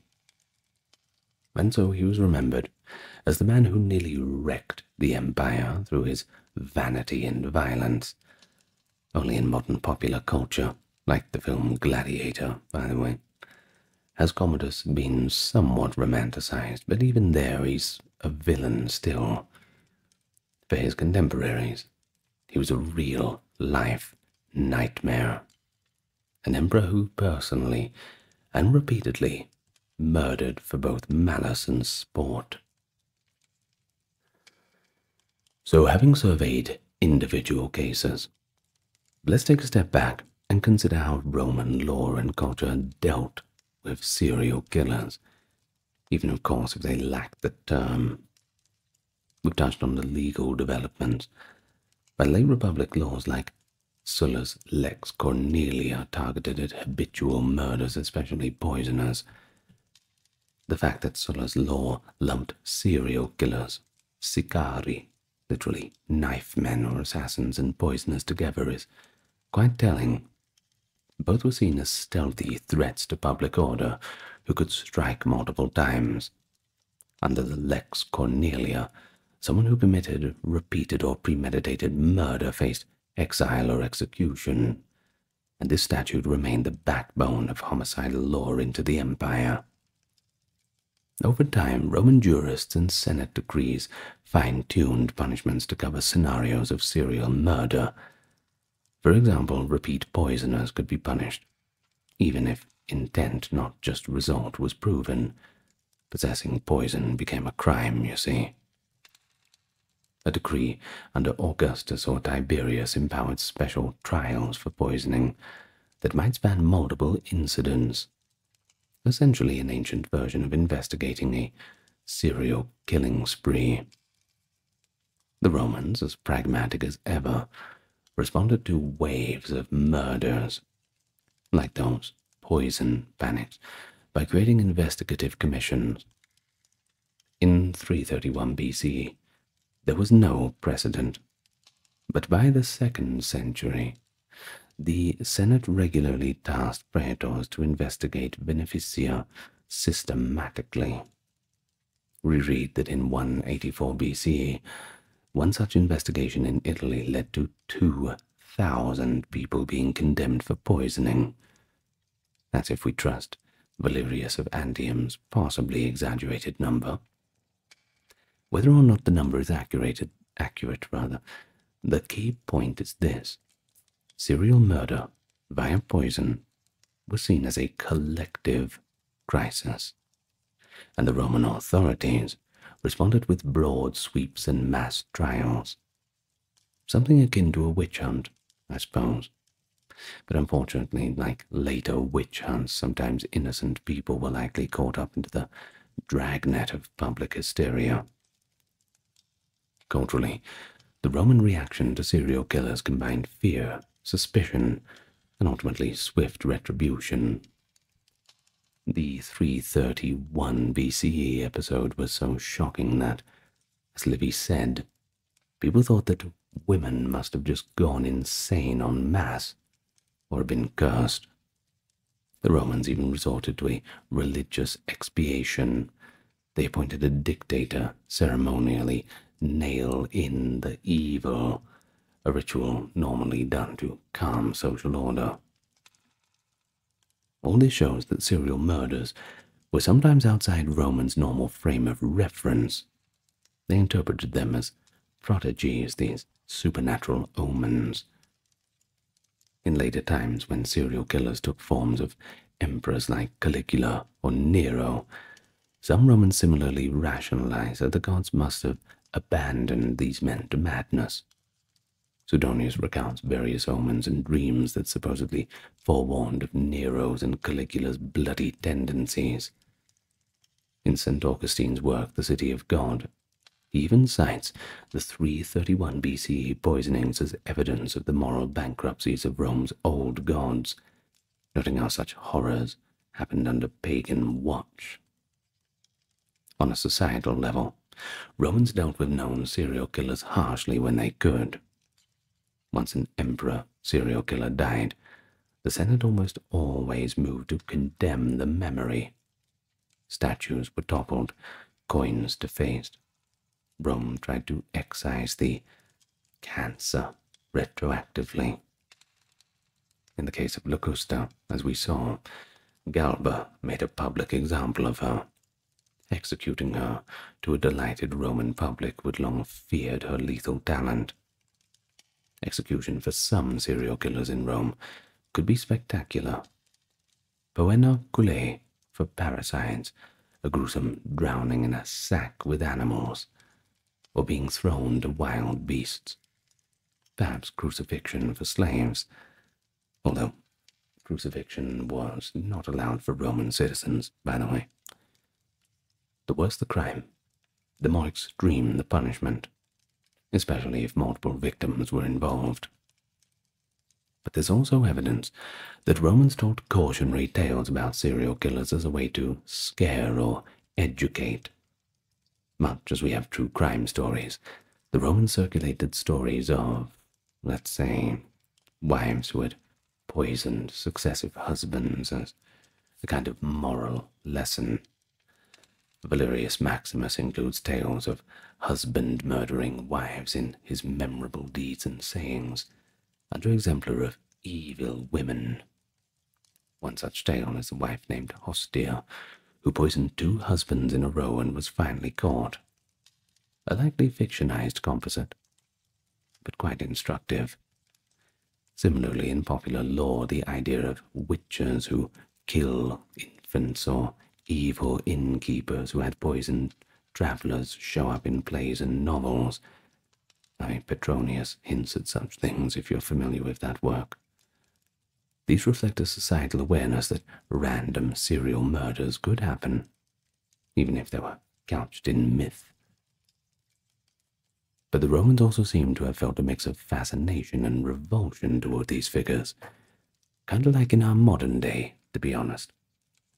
People would flock to see an emperor like Commodus perform his killings in the arena, even as they secretly detested him. The spectacle of violence in amphitheaters possibly inured Romans somewhat to repeated killings, as long as it was framed as entertainment or punishment. But a sudden rash of unexplained murders like poisonings, that would induce panic. In 331, people were so frightened that even after the perpetrators died, the city needed ritual cleansing. In 186, during the Bacchanalian conspiracy, there were rumors that the Bacchus cult members were murdering people as part of their rites. The Senate reacted with draconian force, executing many and banning the cult. Just another example of how serial murder fears could drive social repression. And so, as we conclude, in a very real sense, discussing these psychotic murderers in ancient Rome, it's not just academic or antiquarian. It's a reminder that extreme criminal behavior is a recurring aspect of human civilization. The Romans, with their mix of pragmatism and superstition, show us early attempts to grapple with such evil. And by studying them, we not only gain vivid historical insight, but we can also reflect on the universality of crime and the perennial challenge of understanding what drives a person to become a serial killer. So thank you very much for your attention today. I hope that our exploration of Rome's darkest characters has been as enlightening as it was frightening. And just remember, history is always full of lessons, even from its most sinister figures. I suppose, as the Romans would say after a grim tale, valete, farewell, and stay vigilant. Ancient Egypt is famous for its pyramids, pharaohs, and golden treasures. But behind these grand images, the Egyptian record also hints at darker tales of crime and murder. Were there ever shadowy murderers stalking the streets of Thebes, or a ruthless poisoner lurking under the pharaoh's nose? Perhaps so. To find out, we'll have to look at the underbelly of pharaonic Egypt, cases of repeated murder, and notorious criminals from the Old Kingdom all the way to the end of the Ptolemaic period. While the modern term serial killer did not quite exist in antiquity, the ancient Egyptians were certainly no strangers to homicide, whether in the form of palace conspiracies, revenge killings, or just the old-fashioned violent crime for personal gain. Our time together today will discuss each era of Egyptian history, from the Old Kingdom Pyramid Age to the cosmopolitan age of Cleopatra, and each time had its own infamous murderers and misdeeds. But remember, the goal here is not to sensationalize and even romanticize these tragedies, but it's mainly to understand how ancient Egyptians recorded and responded to multiple acts of murder. We must remember that Egyptian society was built on the concept of Maat, meaning truth, order, and justice. An ideal pharaoh was expected to uphold Maat, which included protecting the innocent and, of course, punishing wrongdoers. And when it comes to murder, the deliberate act of taking a human life, well, that was considered a direct assault on Maat, a grave sin that demanded severe consequence. Surviving sources suggest that intentional homicide was a capital crime. Later writers like Diodorus Siculus in the 1st century BCE describe in vivid detail the harsh fate awaiting a murderer in Egypt. For example, a person who killed his own father or his own mother could be tortured and burned alive as punishment. We cannot be certain how accurately such accounts reflect earlier Egyptian practice, but they do indicate that Egyptians took murder very seriously. Well, unfortunately, unlike Mesopotamia's famous legal codes, no formal law code of pharaonic Egypt has survived to explicitly list punishments for each crime, no such code of Hammurabi or the like. So instead, we are having to rely on a patchwork of king's decrees, court records, and later commentaries to understand how Egyptian justice was carried out. But these sources do show that the death penalty was indeed used for severe crimes like murder or treason, that we do know, and execution could be carried out by methods such as impalement, burning, often in public, to set a warning to others. Lesser crimes were punished with beatings, amputations, or forced labor, but we're not here to talk about them. And yet, despite strict laws, ancient Egypt was not free from murderous violence. Archaeology even provides testimony of the murders. Skeletons have been found with stab wounds and skull trauma, showing that some Egyptians met violent ends beyond what the official texts can record. So with that in mind, let's get on to the topic for today, but not before I welcome you into the channel. It's good to see any newcomers. If you are new here, I invite you to click that subscribe button. And for those returning, it's good to see you again. This video and every other video on the channel is proudly ad-free. You won't have any interruptions, and this is because of the generous contributions of those on Patreon, YouTube memberships, those who checked out the merch store, and the occasional donation that we receive through the PayPal or over YouTube. So thank you very much.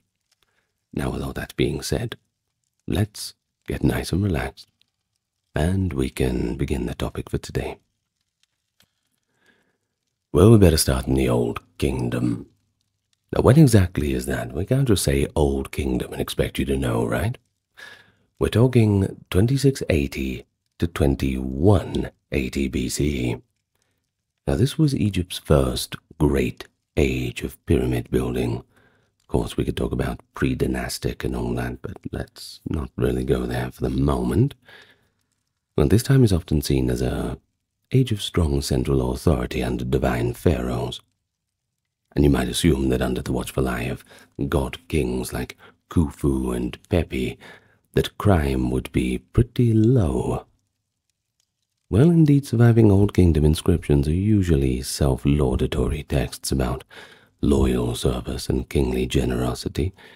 They don't really detail criminal records, not really something that they want to spread the word about. However, in this golden age, those rumors of deadly intrigues and violence reach us through later accounts. An intriguing example comes from the end of the 5th dynasty or the start of the 6th. Pharaoh Teti, the first ruler of the 6th dynasty around 2320 BCE, may have been the victim of history's first recorded assassination. A much later historian, Manetho, an Egyptian priest writing in Greek in the 3rd century BC, claimed that King Teti was murdered in a conspiracy led by his own bodyguards, possibly with involvement from Teti's harem. Now that's a pretty startling claim, that the living incarnation of a god could be killed by his own servants, and that's a palace intrigue at the highest level. Well, if this is true, it would indeed be the earliest known case of regicide in Egypt. While no Old Kingdom inscription confirms Teti's cause of death, Manetho's account fits with the circumstantial evidence. Let me explain. You see, first of all, we had Teti's abrupt end to his reign, and then a shadowy successor named Usukare, ruling briefly before Teti's son Pepi I restored the line. Egyptologists have speculated that Usukare might have been a usurper involved in Teti's demise. Thus, hidden behind the placid king's list, we can glimpse a possible murder at the royal court, an ancient homicide. Well, another hint of lethal intrigue in the Old Kingdom comes from a remarkable autobiography of an official named Weni, or Uni in some renderings, who served under King Pepi I, that is circa 2300 BCE. Weni's tomb inscription describes his rise in the royal favor and mentions a pretty sensitive assignment. Quote, "His Majesty ordered me to investigate in private the case of the great royal wife, Waret Yamtes, alone. No chief judge was with me, no governor, no witness. I alone was charged with this secret trial." Well, the unfortunate thing is, when he doesn't actually spell out the Queen's crime. But there's been a bit of speculation about it. Later scholars suspect that this was a harem conspiracy, possibly an accusation that Queen Waret Yamtes had plotted against Pepi I, or even committed adultery, which could threaten the succession and the king's life. Now, if a queen were found guilty of plotting to murder the pharaoh, that would certainly be a capital offense. Weni's account implies that the affair was pretty hush-hush, handled personally by the king's trusted man. Didn't want the news to get out and cause a scandal. Must handle things delicately. We do not know the outcome, but presumably, if she was guilty, she would have been eliminated quietly. But this incident in itself shows that even in the Pyramid Age, royal family dramas could turn quite deadly. When a crime involved the king or his household, normal legal procedures were bypassed in favor of discreet justice, reflecting that high-stakes desire to maintain mart by not airing the royal dirty laundry in public view. And here's another fascinating thing. When he stresses his singular role, I alone, I'm sure you caught that in the quote. Perhaps he was quite proud of being the sole witness to a dark chapter in the palace. Or perhaps he was quite proud of having that much trust placed upon him.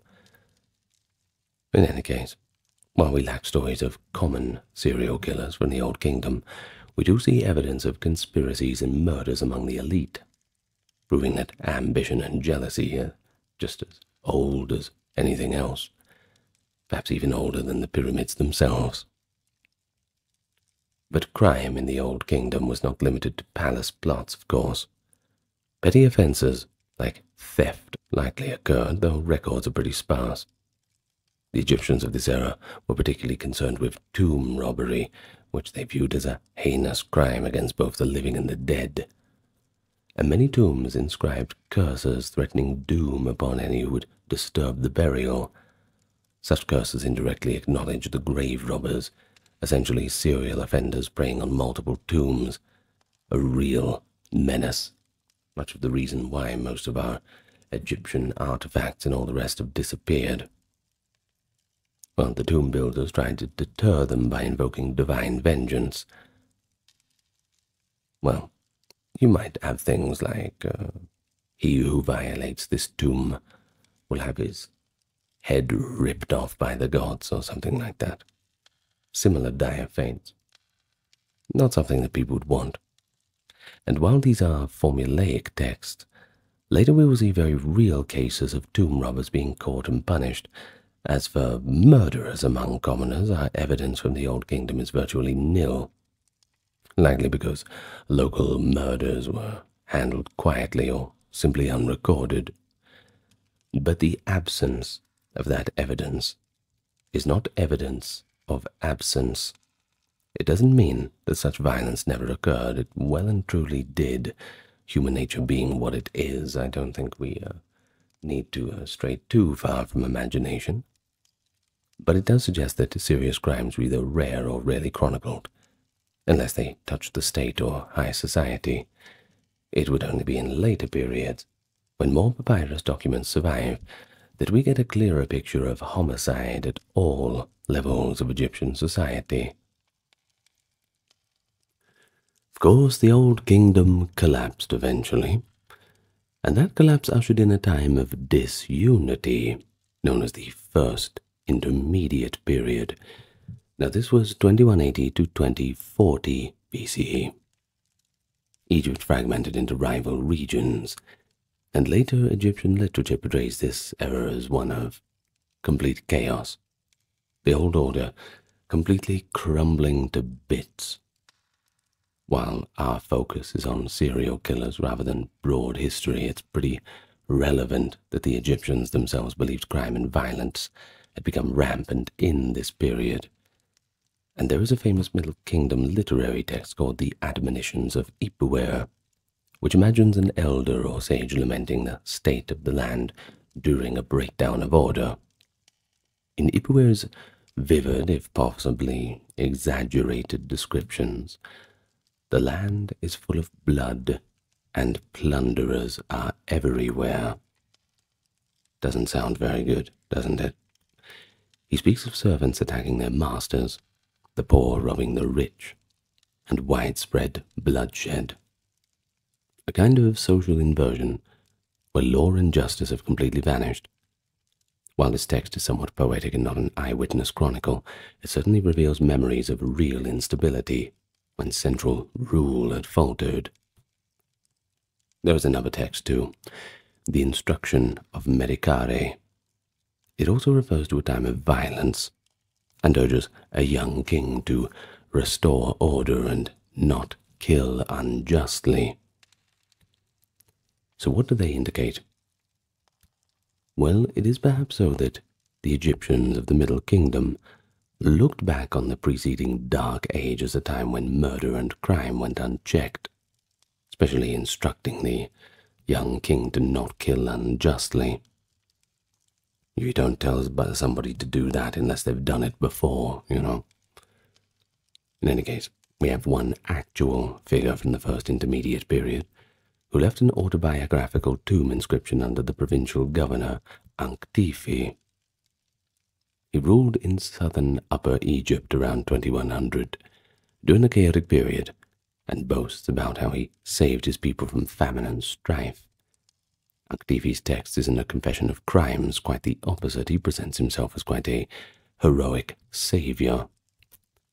But in his boasting, he inadvertently confirms how bad things were elsewhere. And this is where we get a little bit of a hint into things. He mentions that in other districts people were resorting to cannibalism and civil violence during the famine, whereas in his domain, he kept everybody fed and orderly. Now read between the lines.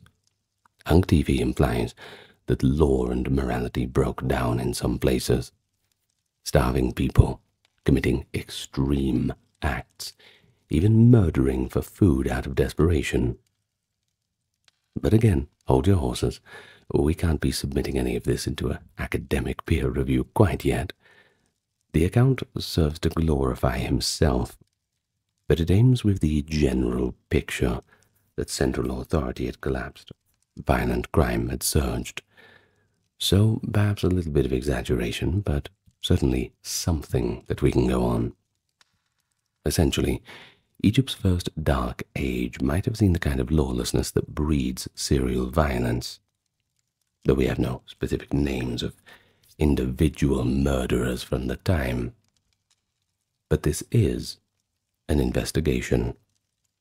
So remember, we have to try our hardest to find things. And using a little bit of imagination, well, I'm not opposed to it.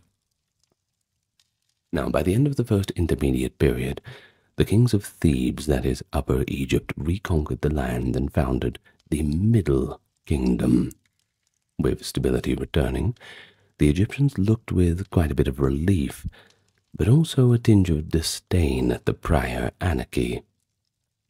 While we don't have detailed case files of murderers from the Dark Age, the very fact that literature is constantly emphasizing robbery and murder as rampant ills suggests that there was certainly on people's minds. And that context is very important for us.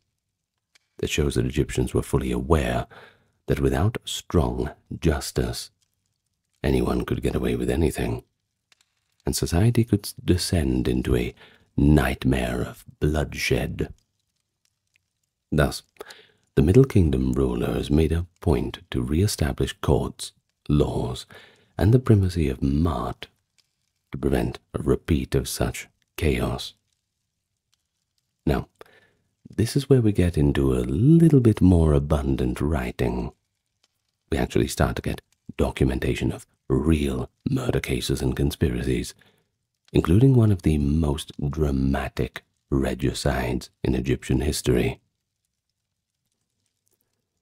So let's have a look at the annals of Egyptian crime. You'll find one of the most significant murders occurring around 1960 BCE, and that is the assassination of King Amenemhat I, founder of the 12th dynasty. Now, it's not only remarkable as a royal killing, but also because it spawned ancient literary reflections, and that gives us almost an eyewitness sense to the drama and public sentiment. Amenemhat had brought peace after the previous chaos, but in his 30th regnal year, things didn't go very well for him. Treachery struck. Our evidence comes from the two near-contemporary sources, the Instruction of Amenemhat and the Tale of Sinuhe. The Instruction of Amenemhat is framed as a teaching from the ghost of a slain king to his son Sensuret I, describing how he was betrayed. In the text, Amenemhat warns, quote, "Trust not a brother, no, not a friend. I gave to the poor, I nourished orphans, yet those who ate my bread raised weapons against me." He then recounts the moment of the attack, quote, "It was after supper, when night had come. I was taking my ease, lying on my bed, for I was weary. As I began to drift off to sleep, weapons were brandished against me. I woke to fight, but found it was the guards who plotted." Well, these haunting words, likely written by a court scribe shortly after the king's death, certainly confirm that Amenemhat was indeed set upon by his own trusted guards in a nighttime coup. The attackers apparently caught him off guard in his private chambers. He fought back as best he could, but the text implies that he was overpowered and killed. "No one is strong at night," the king laments, acknowledging that even a great ruler can't survive without allies who betrayed him from within, especially when you get woken up in the middle of the night and you can't find your elbows and you just don't know what's happening, can't separate dreams from reality. Very hard to fight back against two armed attackers in that scenario.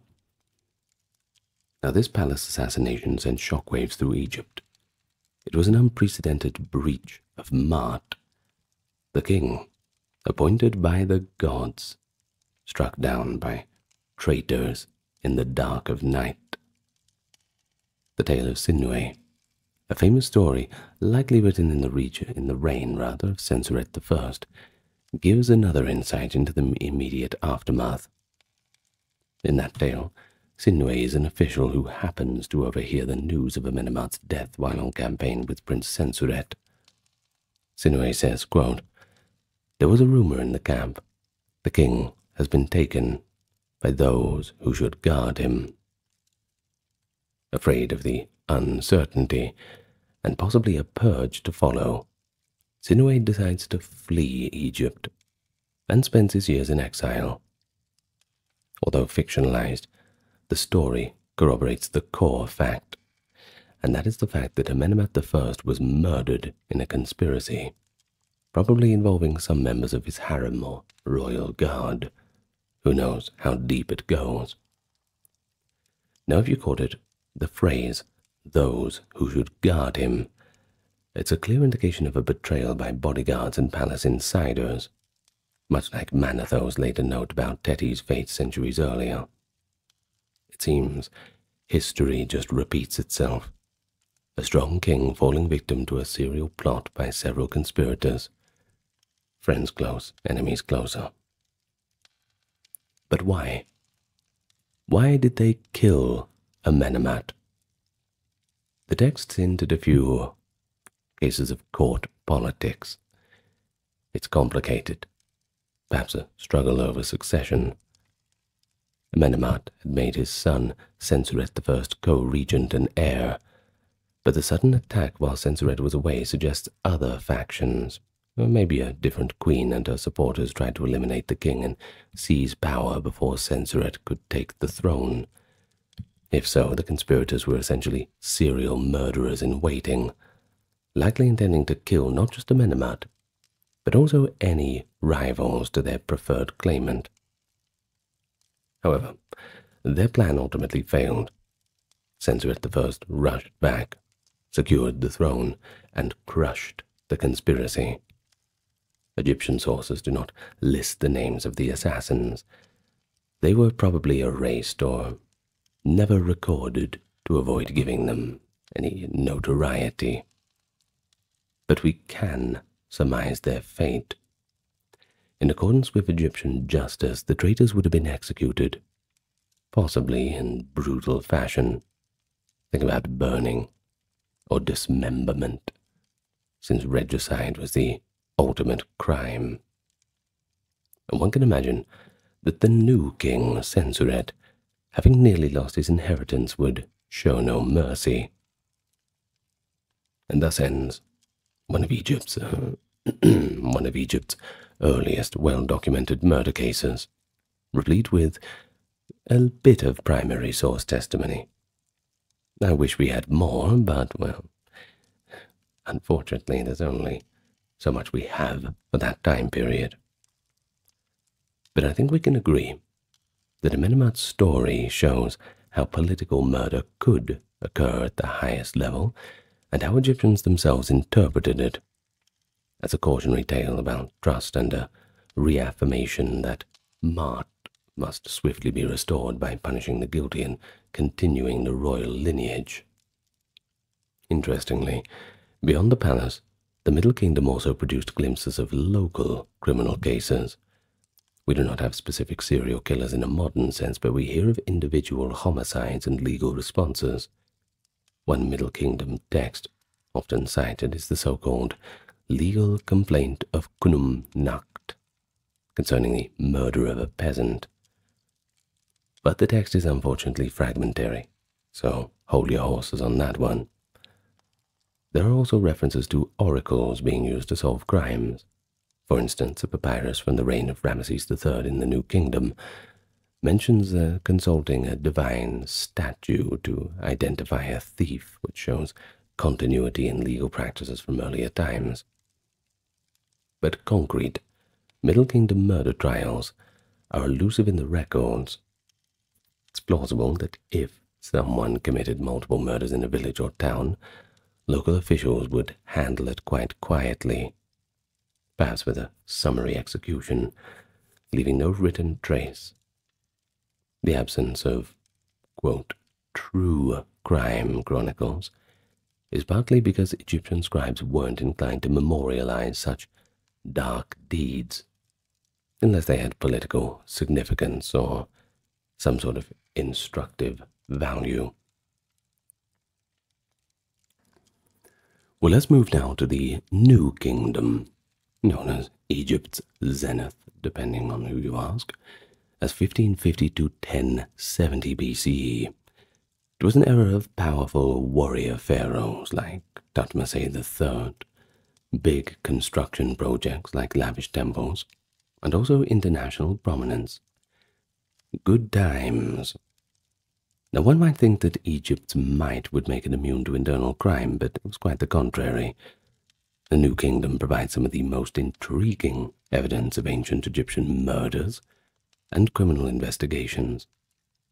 The empire's wealth actually attracted thieves, and the sprawling royal courts were arenas for intrigue.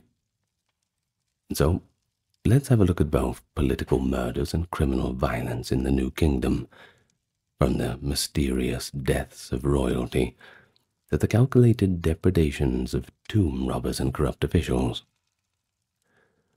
So first, let's begin by considering a royal mystery that has quite fascinated modern observers: the early death of the pharaoh Tutankhamun around 1323 BCE. Now, Tutankhamun, the boy king of the 18th dynasty, is world famous today, not because of his achievements in life, but because of his intact tomb. But his demise, at the early age of 19 years old, remains somewhat mysterious. For many years there was speculation that Tutankhamun might have been murdered, perhaps by his powerful vizier and soon-to-be successor, Ai, or by the ambitious general Horemheb. Well, this theory arose from early examinations of his mummy that noted a skull fracture, suggesting a blow to the head. You don't get one of them by accident. While more recent forensic studies lean towards an alternate cause: severe leg fracture leading to gangrene, possibly combined with malaria, which doesn't help, and the skull damage, that might have been post-mortem. However, the very notion that a young pharaoh's sudden death could have been foul play is quite plausible given the fraught climate of the politics. Tutankhamun's death left a power vacuum. He had no surviving children. His widow, Queen Now hang on, let me take this one slow. Ankhesenamun, excuse me for the break there, took the extraordinary step of writing to the Hittite king, that is Egypt's rival at the time, asking for one of his sons in marriage, claiming, quote, "I am afraid I do not wish to take a servant as a husband." Servant also having the connotations of a commoner. And the Hittite king obliged. He sent his son, Prince Zananza, but the prince never made it to Egypt. He was killed on the route there, almost certainly by Egyptian operatives who intercepted him. Well, this incident is recorded in the Hittite archives. It strongly indicates that a faction at the Egyptian court, likely led by General Horemheb and others opposed to a foreigner on the throne, orchestrated the assassination of the Hittite prince. And soon after, Ankhesenamun disappears, possibly forced into marriage with Ai, then eliminated, and Ai becomes pharaoh briefly, followed by Horemheb, who claimed to restore order. It's quite a bit of cloak and dagger, isn't it? And it shows a series of killings behind the scenes. Tutankhamun dies under dubious circumstance. The Hittite prince is deliberately killed, and quite possibly Ankhesenamun herself was removed. While we lack a direct Egyptian narrative of these events, we're still pretty lucky to have the Hittite one. But unsurprisingly, since all of the victors wouldn't advertise their crimes, that's for sure, the Hittites would have felt quite annoyed by the whole situation, understandably though. Still, the convergence of clues paints to a picture of serial political murders undertaken to control succession. And that's just another chilling reminder that the struggle for the throne in Egypt could be as lethal as any modern power game, even if couched in terms of divine will and legitimacy. Doesn't make the murders any less murderous, I suppose. But there's another instance in the 18th dynasty that we should talk about, and it involves Hatshepsut and Thutmose III. You might have heard of Hatshepsut. She was a powerful female pharaoh who co-ruled for years. She died likely of natural causes, but soon after her death, Thutmose III, her stepson, ordered her name and images to be defaced on monuments. The Latin term is damnatio memoriae, basically sending your memory into oblivion. Well, some have wondered if this indicates a violent falling out, or even the possibility that Thutmose might have had her killed to finally assume sole power. Most scholars think Hatshepsut was not murdered. Her mummy shows an obese woman in her 50s who had cancer and bad teeth, consistent with a natural death. Thutmose's erasure of her name was probably a political attempt to affirm traditional male kingship after the fact. But still, the optics are undeniably striking. A ruler effectively being erased from history by her successor, which in a sense is character assassination if not literal. We mentioned this to illustrate that violence in royal transitions could take on many forms, if not outright killing, then destruction of memory, which Egyptians viewed as a kind of fate almost as bad as death, or perhaps even worse. In the later 19th dynasty, another bit of intrigue rises with Pharaoh Mernetar's succession around 1213. Mernetar was the son of the great Ramesses II. One obscure record suggests that there was a plot involving one of Mernetar's own sons named Seti, who may have attempted a coup. A papyrus known as the Athens Papyrus appears to reference a conspiracy during Mernetar's reign, possibly foiled, but the details are scant. But if such a conspiracy occurred, it is likely entailed a plan to murder the pharaoh and put another on the throne. Again, serial treason that could involve multiple assassins. Mernetar evidently survived and punished the conspirators. Better luck next time, kid. But as for the specifics of this, it's pretty much lost. What survives does fit a pattern, though. The new kingdom progressed, and the royal line grew complicated. Many sons, many wives, too many moving parts. Palace plots became a recurring theme, and this set the stage for the most famous Egyptian murder case of all, which unfolded in the next dynasty. The Harem Conspiracy of 1155, perhaps the best documented assassin plot in Egyptian history, at least ancient Egyptian history, and it succeeded in claiming the life of a pharaoh, so it was obviously quite well planned.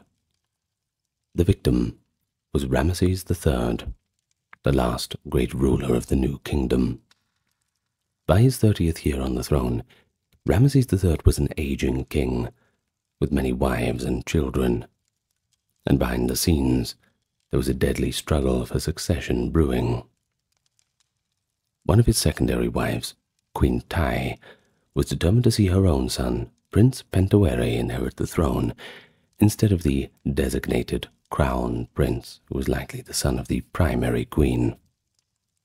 To achieve this, Tai and Pentawere conspired with a network of officials inside the palace, harem, and beyond. What makes the conspiracy extraordinary is that we have the actual court records of the subsequent trial, preserved in the Judicial Papyrus of Turin and related documents. These papyri read almost like an ancient detective book or courtroom manuscript. It gives the names of the plotters, the crimes, and their punishments. From these records we learn that the conspirators' plan involved murdering Ramesses III during a harem gathering, essentially an inside job, exploiting access to the king's private chambers. They recruited accomplices, including chamberlains, royal butlers, treasury officials, and even magicians. Indeed, one fascinating element was the use of magic spells and wax figurines to try and incapacitate or kill enemies.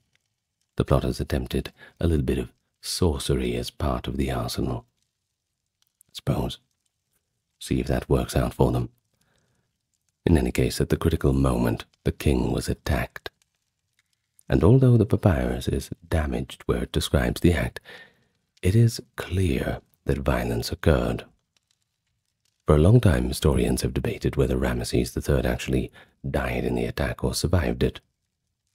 But this is where modern forensic science comes in. In 2012, a CT scan of Ramesses III's mummy revealed a deep slash in his throat under the bandages that likely cut his windpipe and major blood vessels. In other words, his throat was slit. Pretty obvious. He was indeed assassinated, confirming the conspirators accomplished their grim goal. However, killing the pharaoh, that was only half of the scheme.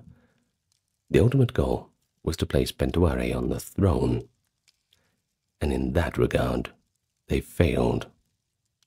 Ramesses III's loyalist, including his chosen heir, now Ramesses IV, reacted swiftly. The trial papyrus indicates that over 30 people were implicated in the coup and brought to justice. Judges, who were actually selected from the royal butler staff, perhaps to ensure loyalty, interrogated and convicted those accused. Some of the culprits were high-ranking. Among them were women of the harem, likely including Tai herself, and numerous male officials. The language of the papyrus is terse but damning. It speaks of defendants being found guilty of conspiring to kill their lord and similar charges. And the punishments for that, I'm sure you can imagine, are quite severe. Most of the convicted were sentenced to death. The papyrus often uses the phrase, "they caused them to die," which is a delicate way of saying execution.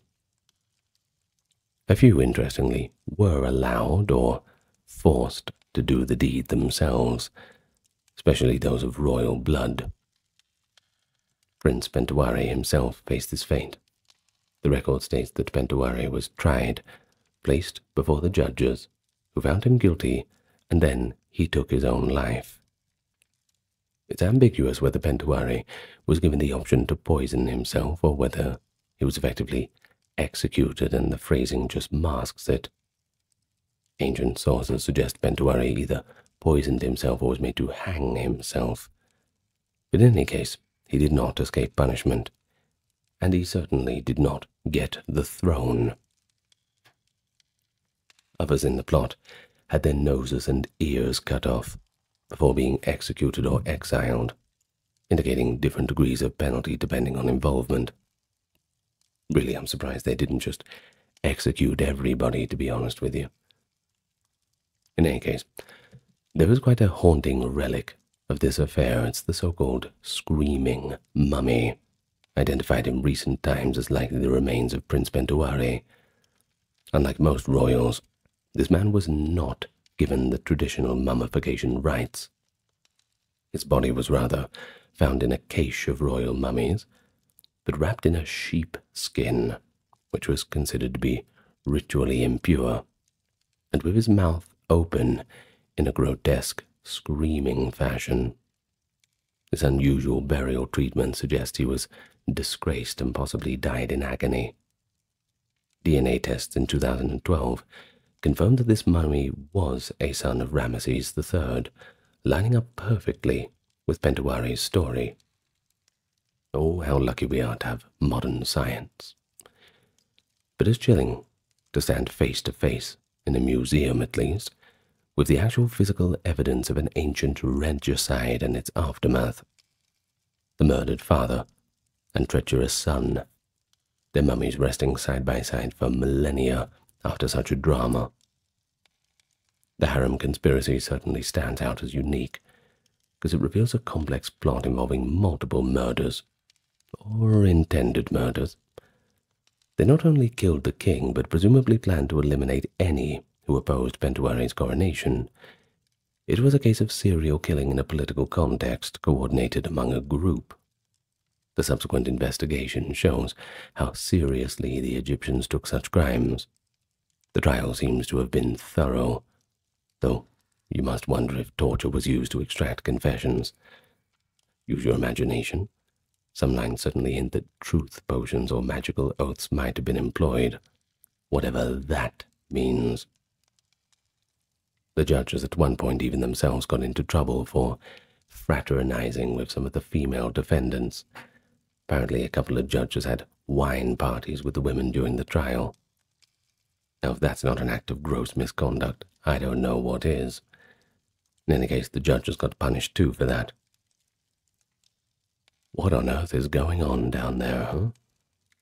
I don't know. Anyway, that's a pretty juicy detail, isn't it? The trial itself had drama, but ultimately order was restored. Ramesses IV took the throne. The conspirators were either killed or sent to some far-off land in exile, and scribes recorded the event as a warning.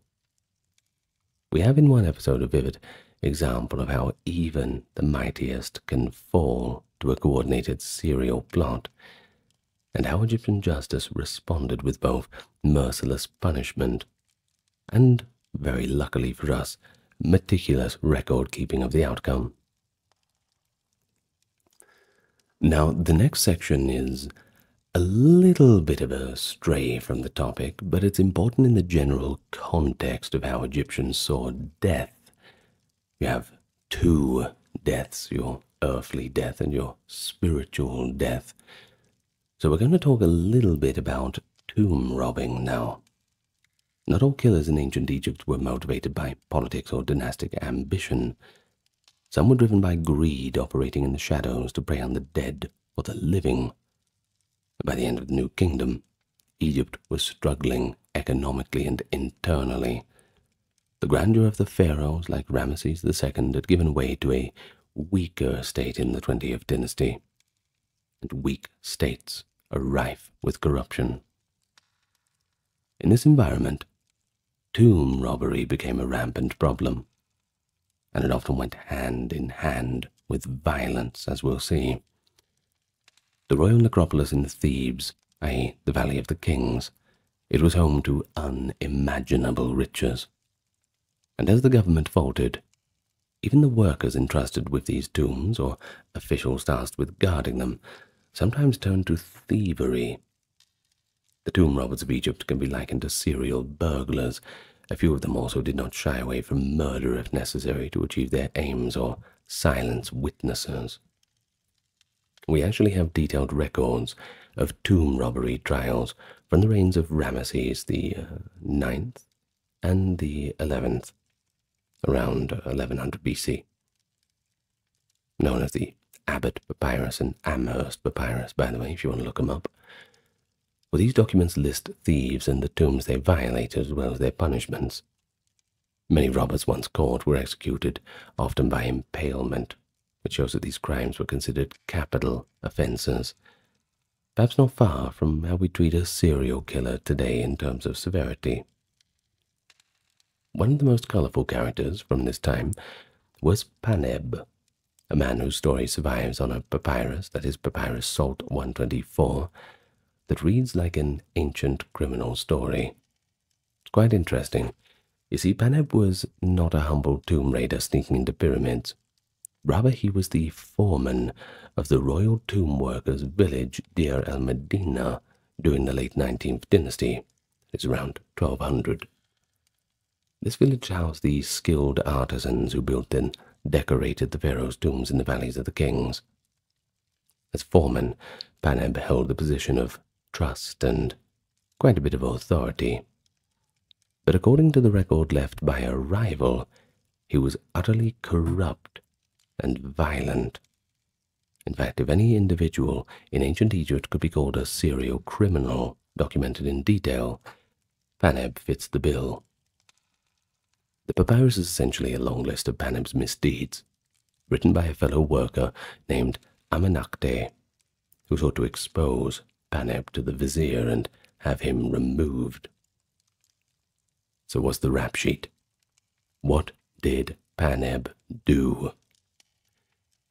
Well, the list is pretty shocking in its breadth.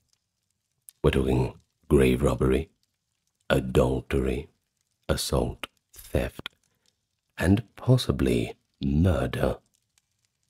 He was accused of stealing valuable stones and tomb furnishings, including items from the very tomb of Pharaoh Seti II that his crew had worked on. He allegedly appropriated temple offerings, oil and wine for his own use, and even took over a tomb for his personal family burial, kicking out the rightful owner's remains. Paneb is also said to have bribed officials to get his foreman job in the first place and to escape earlier punishments. Now, in terms of violence, the papyrus describes Paneb attacking colleagues in drunken rages, at one point beating several men in a single night. Particularly telling is the incident where Paneb reportedly chased and threatened to kill the previous foreman. That was his own adoptive father, no less, a man named Neferhotep. Now it is implied, though not outright stated, that Neferhotep later died under suspicious circumstance, possibly at Paneb's instigation. The text says that Neferhotep was killed by an enemy, and later interpretations certainly put the blame on Paneb as that enemy. Now, if true, Paneb would certainly be guilty of murder. Moreover, there's other crimes of him making assaults upon women in the village, including at least one married woman and even one of his own relatives. And that paints a picture of a complete psychopath, someone who terrorized the community over many years while abusing his power. Amenakte's letter is dripping with frustration at how Paneb had gotten away with it for so long. It suggests that Paneb had powerful royal patrons, or was just very adept at evading justice. Perhaps because the period was so tumultuous. The 19th dynasty, especially in its late part, saw civil strife and short reigns. Maybe priorities were just different. However, we do know that eventually the authorities did take action. Paneb's name disappears from records thereafter, implying he was finally prosecuted and likely executed or at least removed. Thus, Paneb's case provides a rare glimpse of a non-royal serial offender in ancient Egypt. Unlike the high-profile conspirators we discussed earlier, Paneb was a commoner, albeit an important artisan whose crimes affected ordinary people, and a pharaonic property, rather than royal succession. And yet, thanks to Amenakte's dossier, we can almost follow Paneb's career of criminality. Shows that even in well-policed communities, a sufficiently ruthless individual could commit repeated acts of violent acts of theft and all other sorts of crimes, effectively making him a one-man crime wave. Well, the fact that Paneb's scandal was recorded and preserved is quite remarkable, and nonetheless because it was done accidentally in a tomb or rubbish heap until found by modern archaeologists. It allows us to say that ancient Egypt had its share of what we might call a serial criminal, someone who engages over years of patterned criminal behavior. Paneb may have only killed once, or perhaps not at all if one gives the benefit of the doubt on Neferhotep's death. So serial killer in the strict modern sense might be a bit of a stretch, but I wanted to include him in here. He was clearly prone to violence, and it's no stretch of the imagination that he would have killed if it suited him. The villagers of Deir al-Medina who lived in close quarters would have viewed him with fear and loathing, as the document's tone suggests. But Paneb also demonstrates that play between crime and corruption. He leveraged bribery and maybe a bit of political turmoil to get away with crimes that normally would have led to immediate, severe punishment. Money talks, I suppose. Ancient Egyptian justice was swift and harsh when it functioned, but like any system, it could be thwarted by nepotism, or just chaos. Well, by around 1100, the end of the New Kingdom, tomb robbery reached epic proportions. Even the royal tombs were not spared. Investigators found that many were robbed by organized gangs, often with inside help. Some of those robbers, no doubt, would kill if cornered. In one tomb robbery papyrus, the thief admits how they tunneled into King Sobek-Masaf's pyramid and took treasures. And you might imagine any guards or innocent bystanders who got in the way might have met a violent end. The texts don't explicitly mention murders during thefts, but we can use a bit of imagination. Not too much, but a bit of imagination. The logic of the death penalty for tomb robbery, however, was partly because these crimes were seen as offenses against the gods and king, but also because they could involve assault or murder of tomb guardians. In essence, the thieves were potential multiple killers, if not of living people, then of the dead in a spiritual sense, robbing those passed away of their proper afterlife.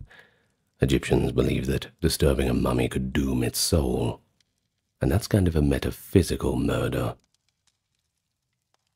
So how do we sum up this period? Well, the late New Kingdom and the tail end of that era were marked by rampant criminality. From rogue officials like Paneb to organized tomb raiders, the Egyptian state responded fiercely when it caught them and if it could catch them. Impalement and burning were used to make examples of such people. It's sobering that as Egypt's fortunes waned, the frequency of recorded crimes actually increased, a correlation between social stress and crime familiar to criminologists today.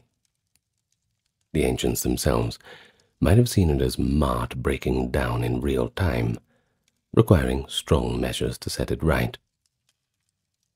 But now let's move forward into the first millennium BCE, where Egypt was often ruled by foreigners, that being Libyans, Nubians, Persians, or split regionally. Yet, even amid these changes, the theme of serial killing and conspiratorial murder continued, especially within the realm of dynastic feuds, which we'll cover. The Third Intermediate Period and the Late Period of Egypt lasted from 1070 to 332 BCE. Pretty complex. Many dynasties, many short-lived kings, and a couple of foreign invasions too, just for good measure. Can't go without them, can't we? Well, while detailed records from this time are fewer, some striking incidents of murder have come down to us. One particularly dramatic account involves a high priest turned pharaoh named Osirkon III in the 8th century. As recorded in later chronicles, an attempt was made on the life of Osirkon when he was still the high priest of Amun at Thebes. Rebels plotted treason against him. Their exact aims? A little unclear. But they likely intended to kill Osirkon and seize power. Unlike some previous pharaohs, Osirkon did not fall victim. He discovered the conspiracy just in time, captured the perpetrators and personally meted out summary justice. It is said that Osorkon killed the conspirators with his own hands and burned their bodies in public. The extrajudicial retribution bypasses any formal trial, indicating that Osorkon wanted to make a swift and terrifying example. In effect, he acted as a judge, jury, and executioner. Stark reminder that in a system where the ruler is the ultimate authority, the response to a failed assassination could itself be a kind of sanctioned serial killing. Osorkon's actions might have been out of anger and intended to deter further plots. But to the Egyptians, who believed the king or even the high priest of Amun carried divine sanction, such immediate punishment might have been seen as God's will manifesting through the ruler. Nevertheless, shows how violent the politics of the Third Intermediate Period could be. Fragmented power and frequent plots. Not a very stable era at all. Another lens on the late period attitudes to murder comes again from outside observers. Herodotus, the Greek historian who visited Egypt in the 5th century BCE, recounts a number of curious Egyptian customs and stories. In one anecdote, he describes how the pharaoh Amasis of the 6th century dealt with a domestic murder, supposedly a sacrilegious act like killing a cat considered sacred, could even provoke mob violence. But if a person was murdered, formal justice was sought. Unfortunately, Herodotus doesn't give specific Egyptian murder cases except legendary ones. He does tell of a tale of Rampsinitus, the treasury of Rampsinitus, where a cunning thief outwitted the king. In that tale, the thief's brother gets caught and is killed, and then the thief murders his own brother to conceal his identity, a kind of macabre twist, albeit in service of theft rather than malice. Herodotus also mentions that Egypt was greatly strict about having people declare their livelihood, a law that supposedly said if someone couldn't explain how they made their living, they could be punished as a thief.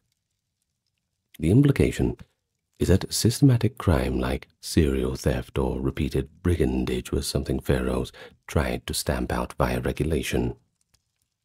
In the Persian period, it is the 27th dynasty after 525 BCE, Egypt was under foreign rule, and some Greek sources claim the Persian king Cambyses behaved brutally in Egypt. They allege he killed the sacred Apis bull and executed high officials wantonly. Now, if that is true, Cambyses might count as a kind of serial killer from the Egyptian perspective, though modern historians suspect some exaggerations in the accounts to paint Cambyses as mad, just a psycho that lost his mind. But still, it is clear that in those tumultuous years there were a lot of violent conflict and reprisal. Egyptian rebels against Persia, like those led by Amyrtaeus or later by Nectanebo, often ended in massacres when suppressed. In these cases, though, we are talking about warfare and repression, which, while involving mass killings, doesn't quite fall under the category of the serial killer, more under state violence rather than criminal pathology.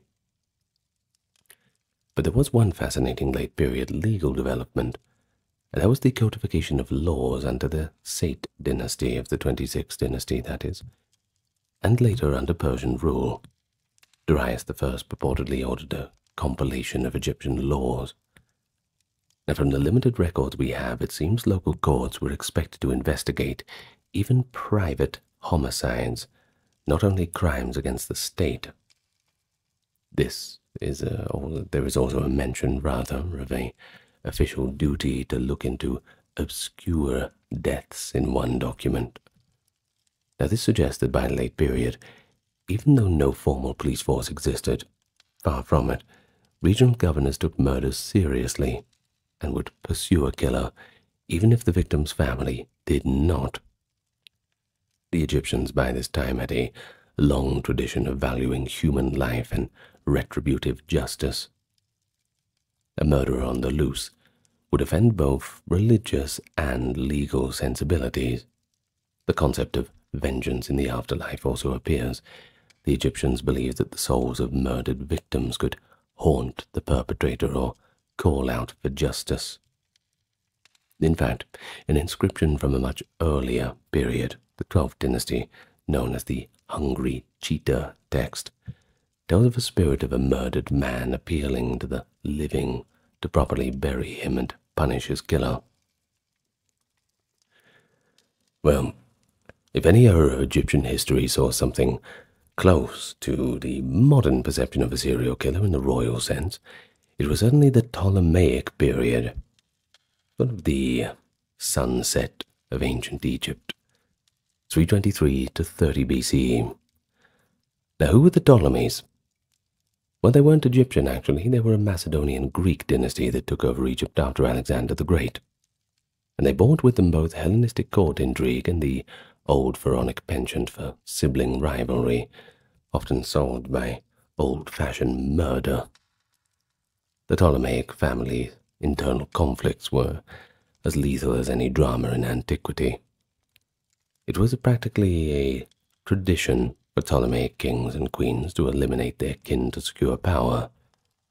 And while these were politically motivated murderers, and the sheer number of repeat patterns certainly qualify them as a kind of serial family killing spree across generations. A very grim tradition, I suppose.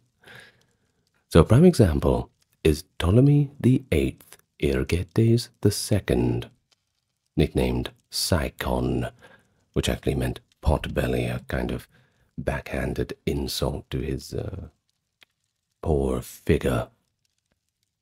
In the 2nd century BC, Psychon engaged in a vicious feud with his sister and wife Cleopatra II. That is not the Cleopatra you're thinking of. There was many different Cleopatras. Well, Cleopatra II had previously been married to their older brother Ptolemy VI, and after his death, Ptolemy VIII married her and jointly ruled.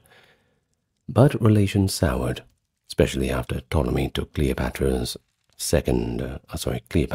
daughter, as a second wife.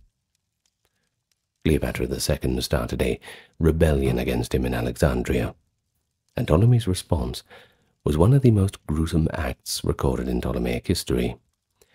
He murdered their teenage son, Ptolemy Memphites, who was not only Cleopatra's beloved child, but also his own son. Well, then he had the corpse cut into pieces and sent to the queen in a box as a birthday present. Not what she wanted, but that's what she got.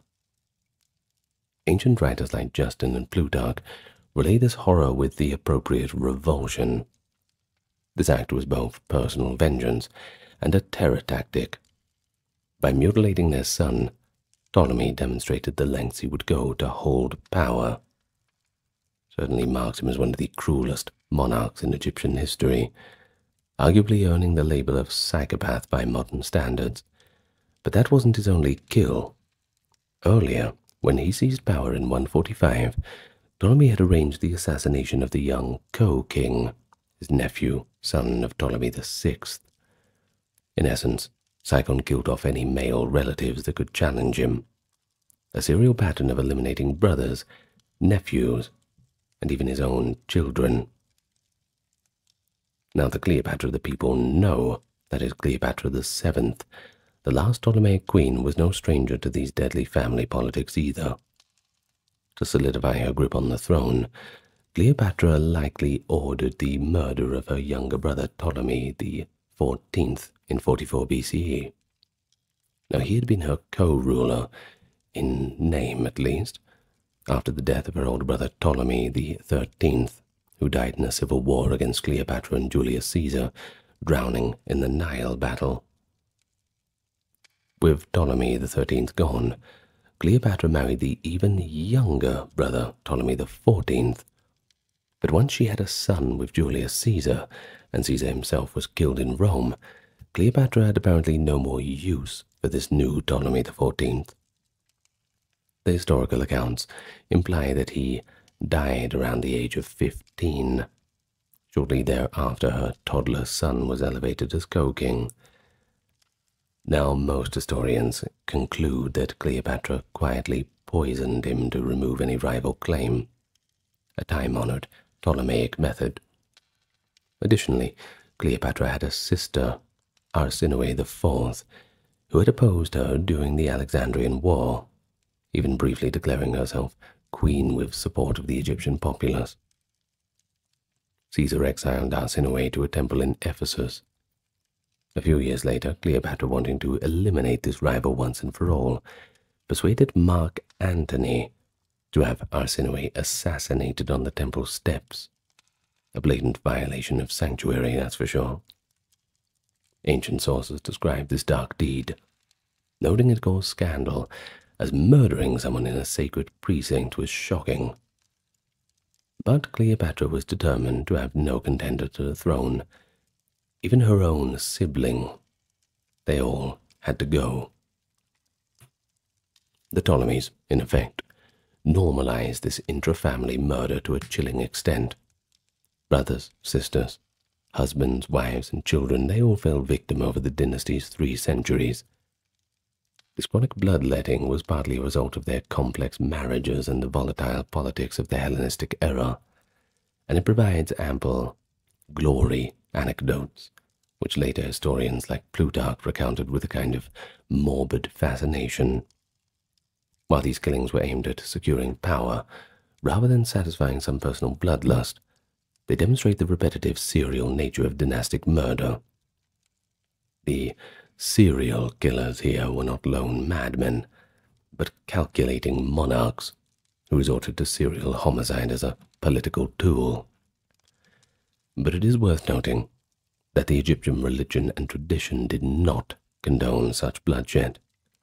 In fact, the myth of Osiris, the beloved god-king murdered by his jealous brother Set, cast fratricide as the ultimate evil. Ironically, the Ptolemies, who liked to style themselves as gods and pharaohs, ended up reenacting the role of Set repeatedly. One does wonder how ordinary Egyptians perceived these events. Perhaps many of them were appalled, but it doesn't matter when you're powerless, I suppose. Others may have been desensitized after generations of the same pattern. Oh, look, it's another pharaoh assassinated. Just another one to the pages of history, I suppose. But there is evidence of occasional uprisings or support for one faction over another, and that suggests that these murders sometimes backfired by fueling civil unrest. For instance, after Sykon's horrific deed, Cleopatra II's faction gained sympathy, and the kingdom was split for a time. In the end, the cycle of violence likely weakened the dynasty overall.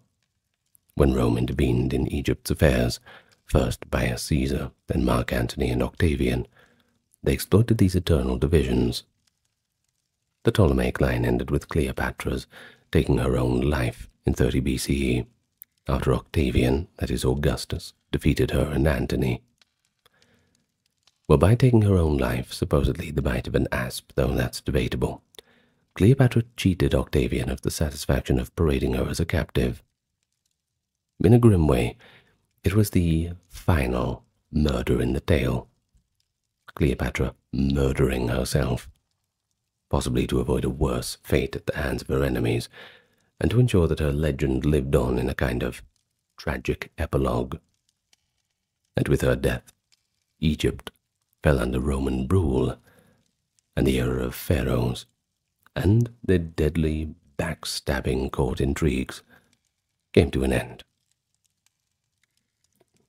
And so does our video for today. I hope you enjoyed it. Now, we didn't find as many serial killers as we thought, not in a modern sense, but certainly there. We found a fair few assassins, backstabbers, robbers, all the rest. Certainly colors the Old Kingdom all the way to the Ptolemaic period as quite violent. In any case, we always have to remember there was plenty of these instances going on that just were not recorded. And, well, admittedly, it was much easier to get away with it back then, so who knows, is where archaeology has to come in. Sometimes we find different bodies somewhere with a wound to the back of the head. So that certainly is something that you can't do to yourself. Ancient China has its share of colorful characters, good ones, bad ones, everything in between. But imagine a prince of ancient China who rides out at night with his band of ruffians, torches in hand, hunting human prey across the moonlit fields. And by dawn, the result is dozens lying dead, slain for no reason other than his cruel amusement. It's not the plot of a horror film, it's real history. This story comes from the Han Dynasty, and it's the case of Prince Liu Pengli, who the grand historian Sima Qian tells us murdered over 100 of his subjects, simply for sheer sport. Of course, when we think of serial killers, we often have modern images in our heads like, I don't know, Jeffrey Dahmer or even Jack the Ripper. Yet, as we go all the way back into those ancient records of China, we discover that the phenomenon of individuals who kill repeatedly is certainly not something new. Imperial chronicles and legends preserved accounts of men and, yes, occasionally even women, who repeated acts of murder and left their own gruesome mark on history. So today, as in keeping with our series in ancient serial killers, and we've done a few medieval ones too, we are looking at ancient China, where once again the story is darker than you think. But let me welcome you to the channel first. Hello to any newcomers, and welcome to anyone coming back. If you've not yet clicked the subscribe button, I encourage you to do so. You'll get plenty more like this, and I hope you're enjoying the current playlist. Now, speaking of which, all of the videos on here, all the playlists and everything, they're all ad-free, so you can enjoy it from start to finish without any interruptions, whether you're falling asleep or you just want to busy yourself with some other task and have something in the background. Now, this is made possible due to the generous support that we get on Patreon, YouTube memberships, the merch store, and also the occasional donation on PayPal and the super thanks. So thank you very much for that, and if you're interested in any of those links, well, you can find them in the pinned comment, video, and channel description. And of course, tell your friends, like, comment, that sort of thing. That always helps us in the algorithm. Now, with all that being said and out of the way, let us begin our video for our time together today. Back to ancient China this time. Chinese tradition holds that the very first dynasties ended under the rule of monstrous tyrants, men whose excesses and brutality became a kind of archetype of evil in later ages, a cautionary tale, almost like a nightmare of a time long past. But while these ancient accounts are part legend, i.e. the Xia dynasty, traditionally 2070 to 1600 BCE, it is semi-mythical. They were treated as history by ancient writers and are worth examining as the earliest serial killers in Chinese cultural memory. Now, chief among them is King Jie of Xia and King Zhou of Xiang, two names that became bywords for cruelty. Well, let's start with King Jie of the Xia dynasty. He is remembered as a violent and capricious ruler, whose indulgence in bloodthirst and debauchery practically knew no bounds. According to later accounts, Jie was, quote, violent, picky, temperamental, and capricious. Certainly not a very good rap sheet, that's for sure. He apparently cared only for pleasure, encouraged by his favorite concubine, Mo Xi, and tormented his officials and people. One infamous tale claims that Jie built a lake of alcohol, and not mere wine either. None of that watered-down 10% stuff. We're talking potent liquor, and he forced all of his courtiers to drink from it. The pool was so vast that one could actually boat across it, and those who tried to consume its contents could only end up drowning, or if they were good at swimming, the alcohol poisoning would get them. Jie and Mo Xi allegedly hosted orgies around this alcohol lake, and Mo Xi herself enjoyed watching people suffer. It is said that she laughed at the sight of men dying of intoxication. Well, in another equally outrageous story, King Jie would make high ministers crawl on all fours like horses, so he could ride on their backs for his amusement. Those who refused, or just didn't do a very good job of it, faced creative executions. His whims were law, and often lethal, a truly terrifying tyrant, if these stories are to be believed. In any case, by the end of Jie's reign, traditionally 17th century BCE, the Xia kingdom was in chaos.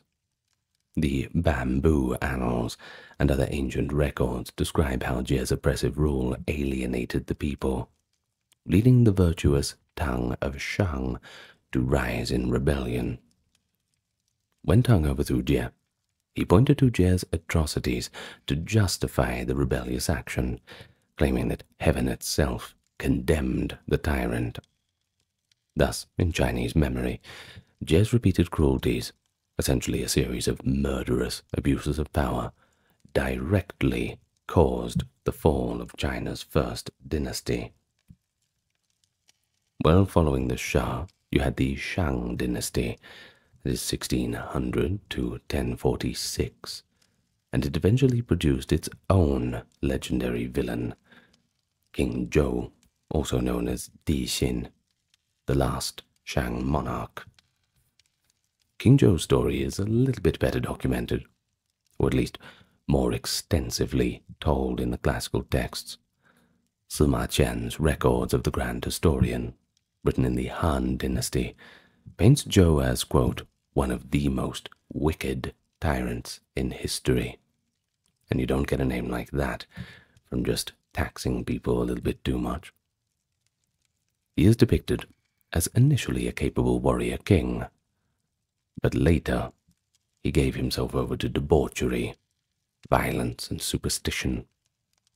The chronicles describe Zhou's palace at Yin turning into a nightmarish playground of cruelty.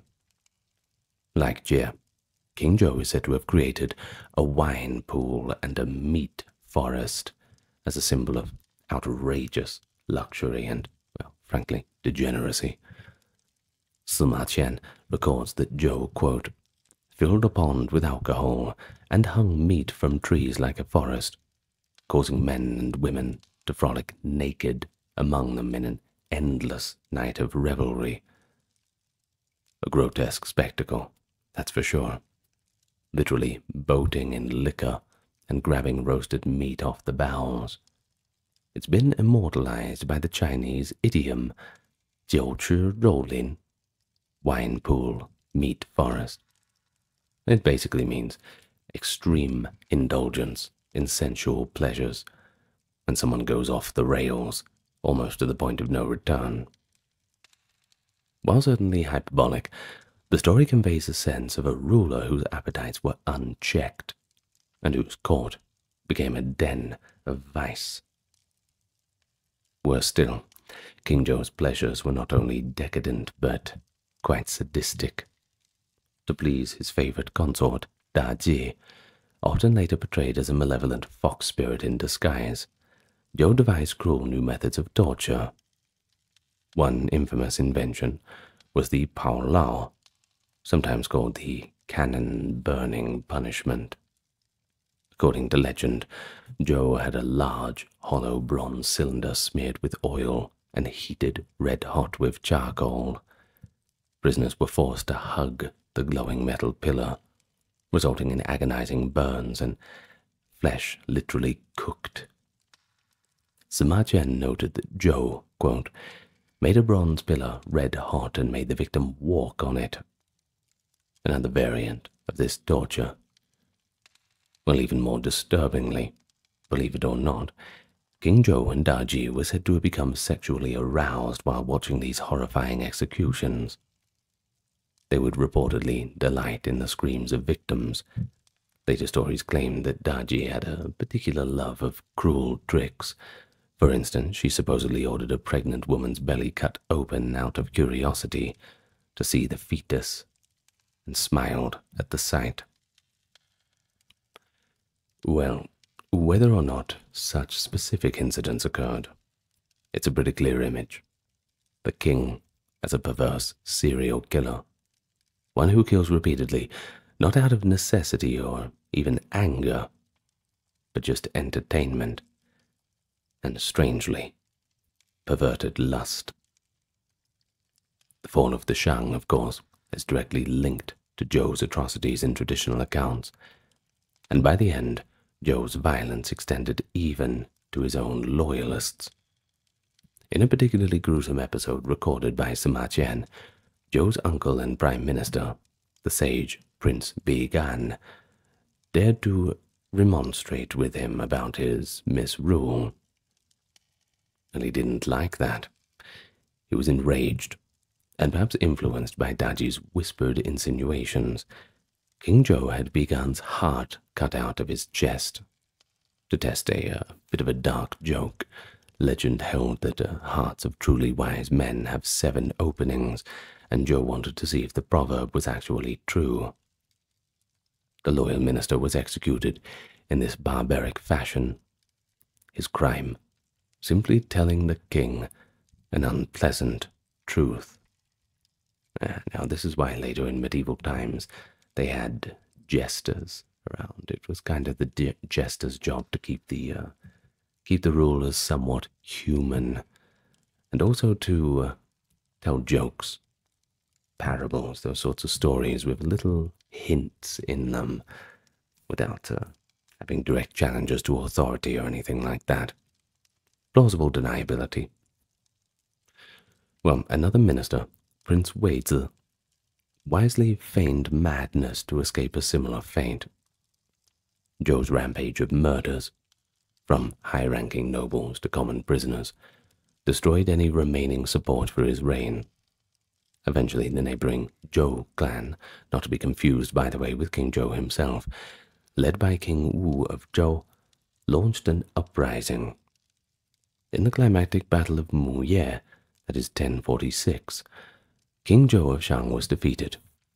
Facing capture, he took his own life in his burning palace. And thus ended the Shang dynasty, with its last king remembered as the epitome of depraved murder, a crescendo to all of the suffering.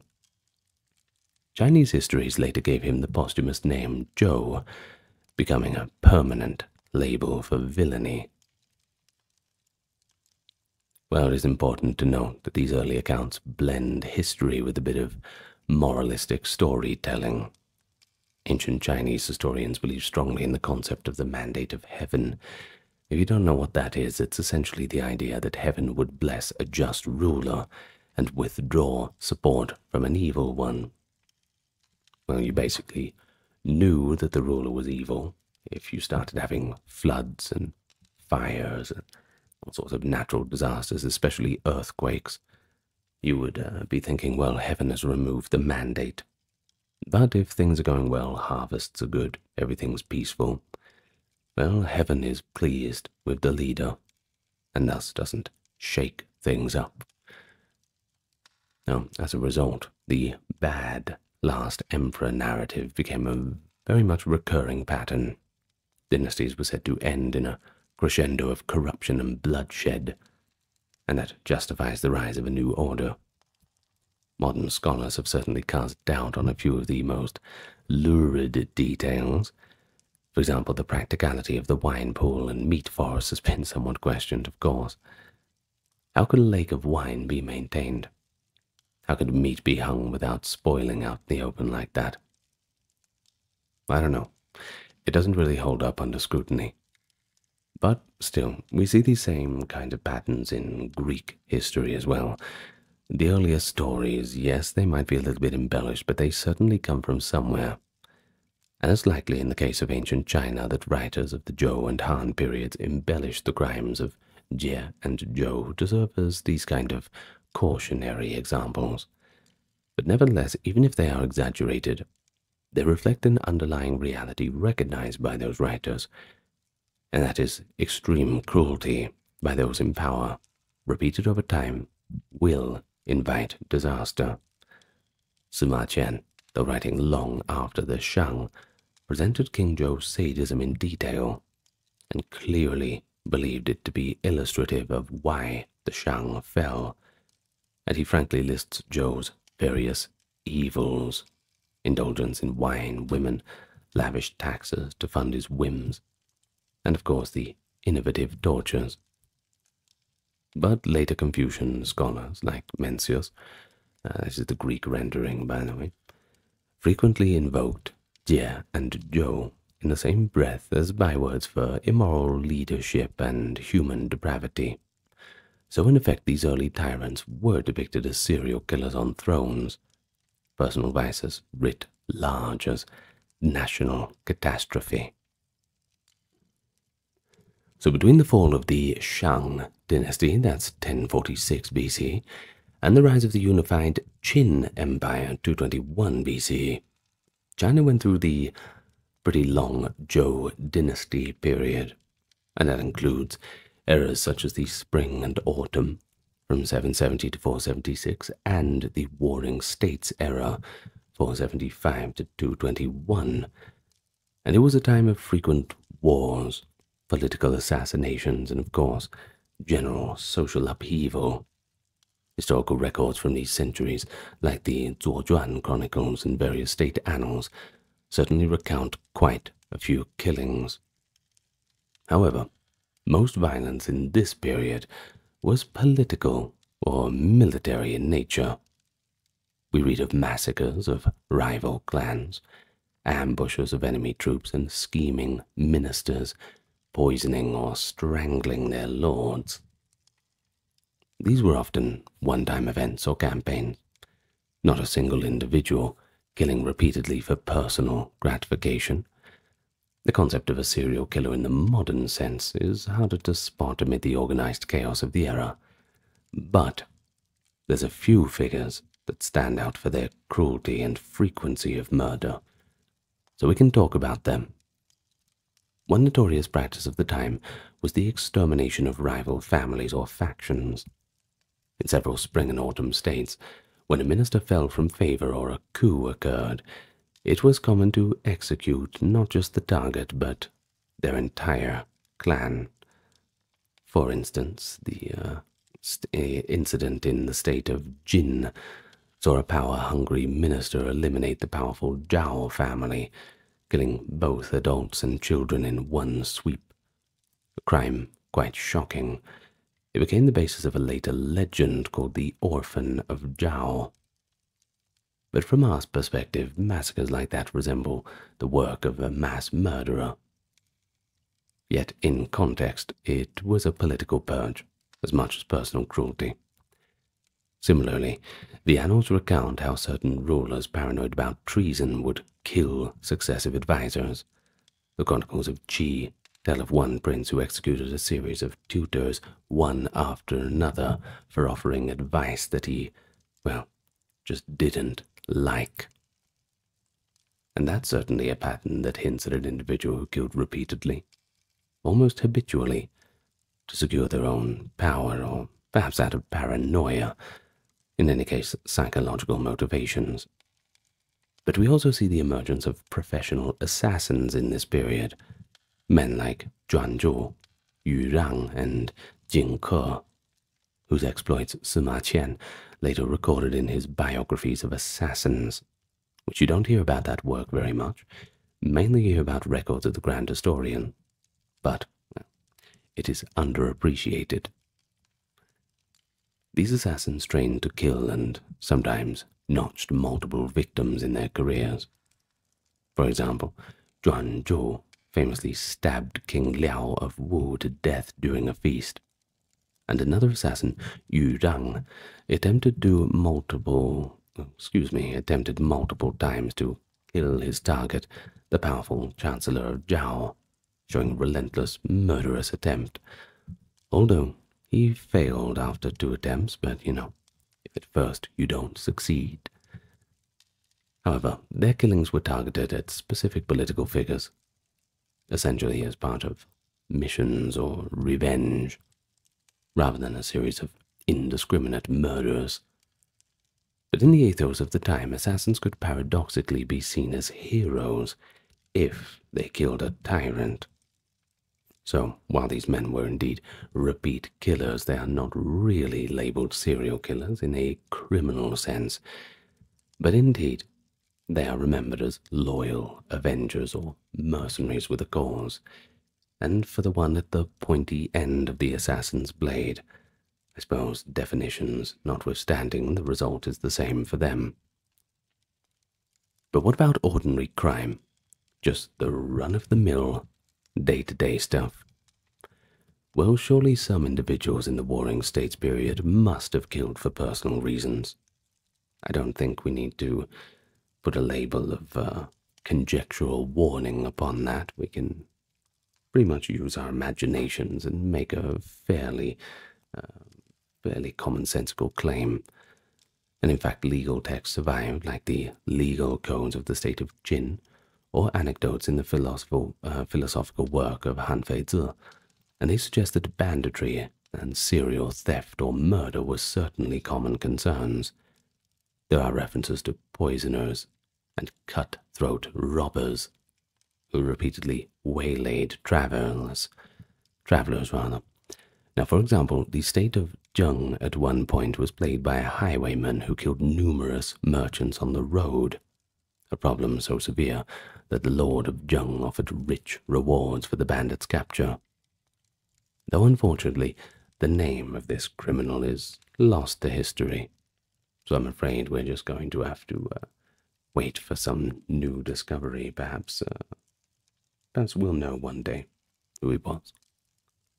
Legalist philosophers like Han Fei classified such a repeat offender as, quote, an abomination, and argued they should be ruthlessly punished.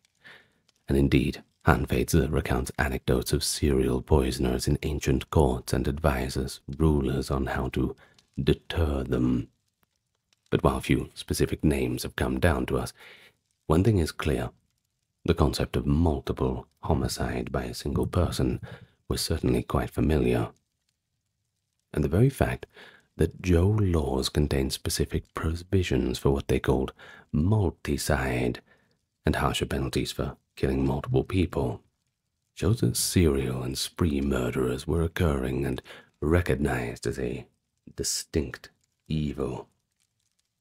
But during these turbulent centuries, Chinese thinkers were also philosophizing about the nature of human good and governance, often referencing earlier examples of extreme cruelty to make their points. Confucius, I'm sure you've heard of, who lived from the 6th to the 5th century BCE, lived in the late spring and autumn period, and would have been aware of many bloody events, though in the Analects of Confucius, which is his main work, he rarely dwells on the gory side of things. And then, of course, his followers like Mencius, who in Chinese is called Meng Ke, 4th century BCE, explicitly cited the atrocities of King Jie and Zhou as warnings.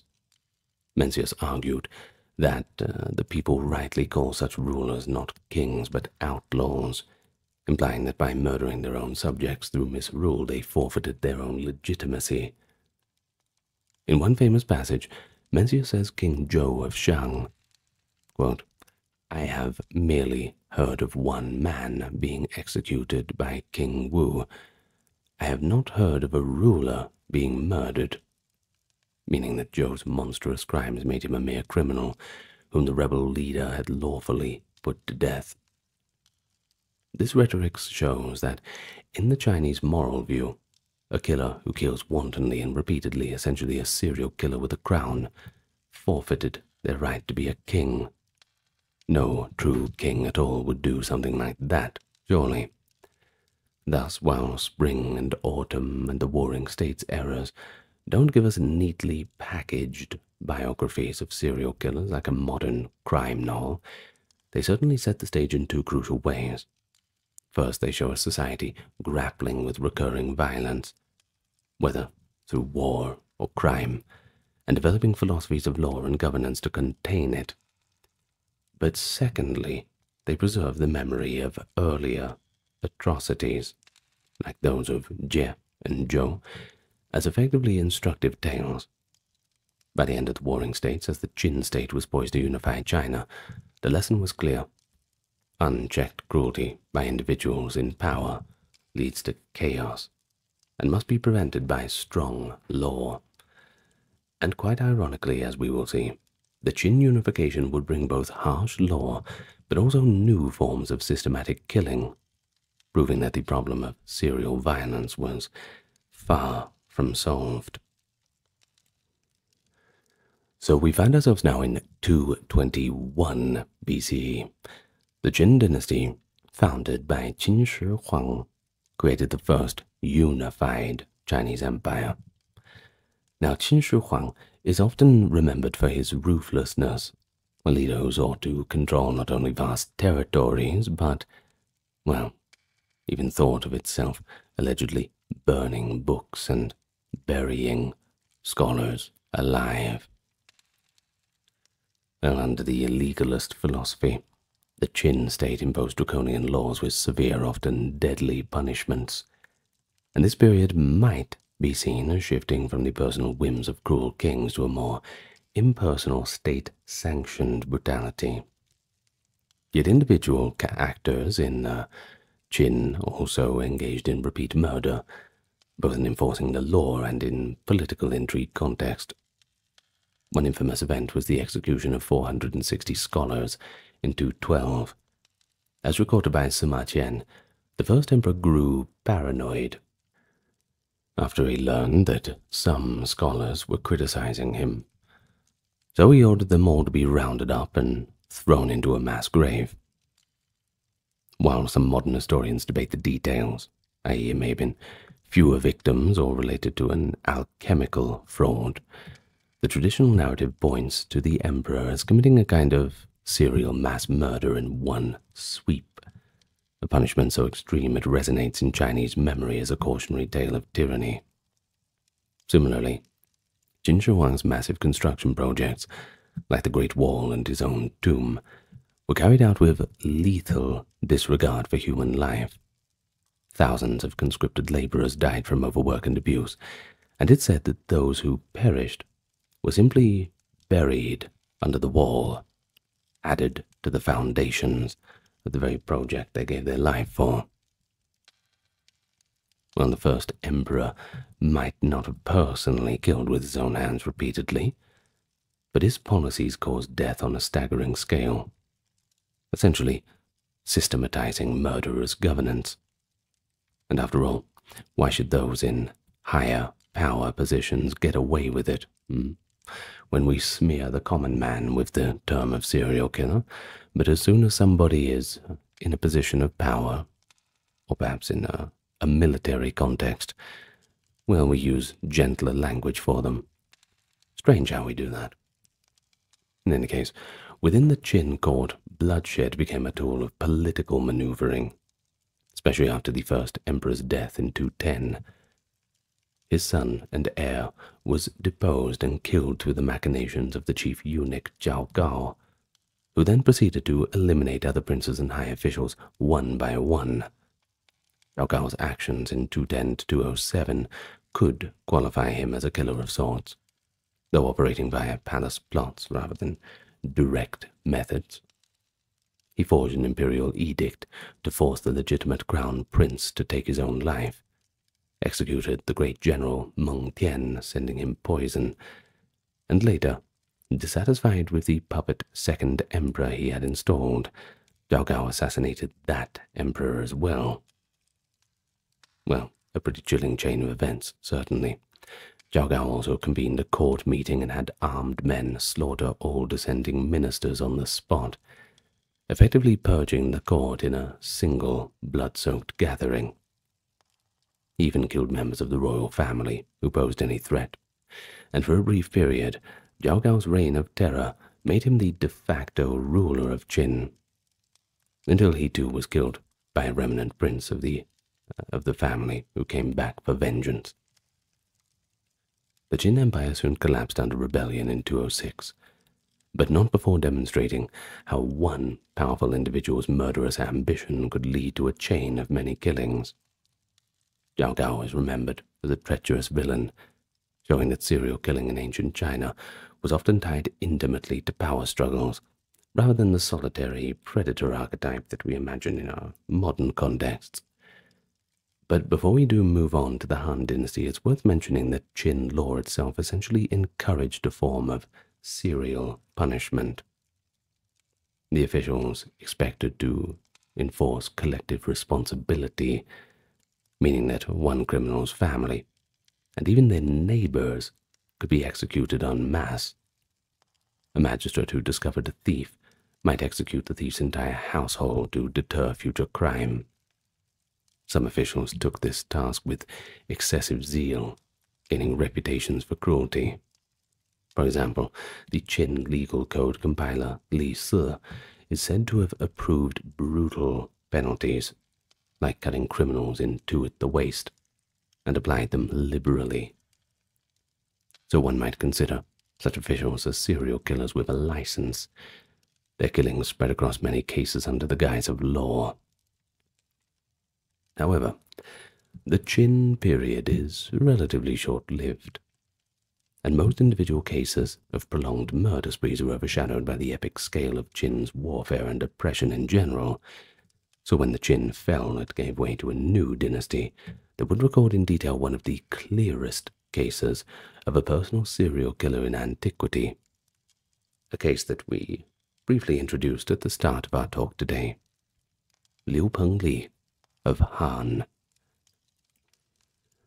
So during the Han Dynasty, 202 BC to 220 CE, a general stable and prosperous era began. One might not expect to find noblemen acting like predatory killers. Yet that is precisely what happened to Liu Pengli, the Han Prince, whose story is perhaps the most well-documented instance of serial murder in ancient China. What makes the case so remarkable is that he was part of the imperial family, the nephew of Emperor Jing of Han, and his gruesome activities are recorded in official histories written not long after his lifetime. So, Liu Pengli was born in the early 2nd century BCE, a grandson of Emperor Wen and nephew to the Emperor Jing. He was, well, enfeoffed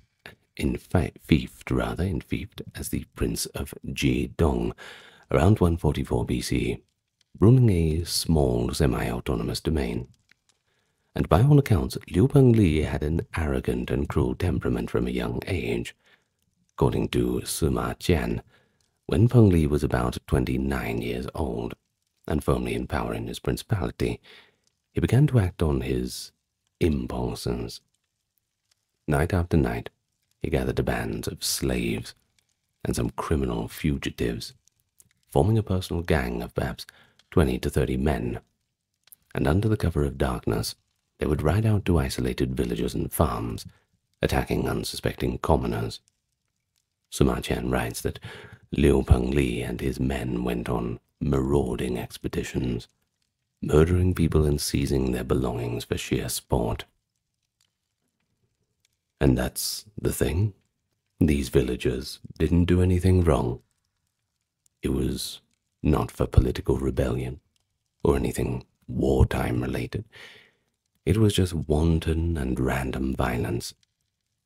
Essentially, the prince's own people. He attacked. He should have been protecting them, but they were turned into his prey. Over time, the number of Peng Li's victims mounted horrifically. The chronicles state that the confirmed victims exceeded over 100. An entire province was terrorized. People were afraid of leaving their homes at night for fear of the prince and his death squad. And you can certainly imagine the atmosphere of fear. Villagers barring their doors at sunset. Rumors swirling that the insane prince might come galloping by with swords and spears, looking for any easy kills. In essence, Peng Li instigated a reign of terror within his country. And for a long time, there was no real recourse. After all, who could punish him? He's a prince after all, and as the son of the imperial house, he was above the common law. As for the local officials, they dared not move against the emperor's own nephew, and the victims' families had nowhere to appeal. The perpetrator was the ruler of the land. But it all had to end someday. What finally brought this horror to an end was an act of courage, and perhaps desperation by one bereaved son. After more than 100 murders, one of Liu Peng Li's victims was evidently a man whose son survived or escaped. This young man traveled to the capital to file a complaint to the emperor himself. A pretty dangerous move, that's for sure, accusing a prince of mass murder. But by that point, the infamy of Peng Li's acts had likely reached the Han court's ears anyway, so it wasn't the first time they were hearing of this. Thus, Emperor Jing of Han was forced to confront the scandal. We are told that the high ministers of the court, upon learning of Peng Li's atrocities, were outraged and unanimously urged the emperor to have Peng Li executed, as any common murderer would be. And indeed, by Han law, banditry and mass murder were capital crimes. No number of victims could be excused, no matter who it was. But there was a problem. Emperor Jing faced a painful dilemma. Executing Liu Peng Li meant killing his own flesh and blood, a fellow Liu clan member, and the son of Emperor Jing's late brother. The Chinese imperial clan had special status, and executing a prince was almost unheard of at the time. In a move that showcased both the privilege of nobility and the determination of the state to assert justice, Emperor Jing chose a compromise. He couldn't bring himself to inflict the death penalty on his nephew, as the records of the Grand Historian notes from Sima Qian, quote, the emperor could not bear to have his own nephew killed, quite bluntly. Well, instead, he stripped Liu Peng Li of his title and princely rank, confiscated his fief, and banished him to a remote country called Shangyong, in present-day Hubei province.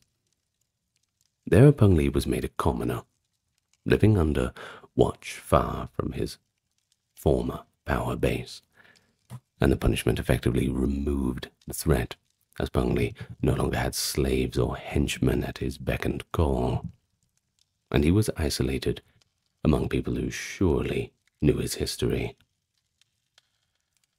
The resolution of the Liu Peng Li case is notable. It shows that Han dynasty balanced legal principles with dynastic politics. The court clearly acknowledged that he deserved execution, labeling him in effect a murderous criminal rather than a true prince, yet stopped just shy of killing a member of the imperial family. Nonetheless, banishment was a severe sentence. Liu Peng Li lost everything, and records indicate that in 116 BCE, under the emperor's successor, the very princedom he once held was formally abolished and absorbed back into imperial lands. No more would Jidong be ruled by a local king. This incident likely contributed to Emperor Jing's larger policy of centralizing power and curbing the autonomy of regional provinces. In fact, some historians have speculated that the story of Liu Pengli might have had a political angle to it too.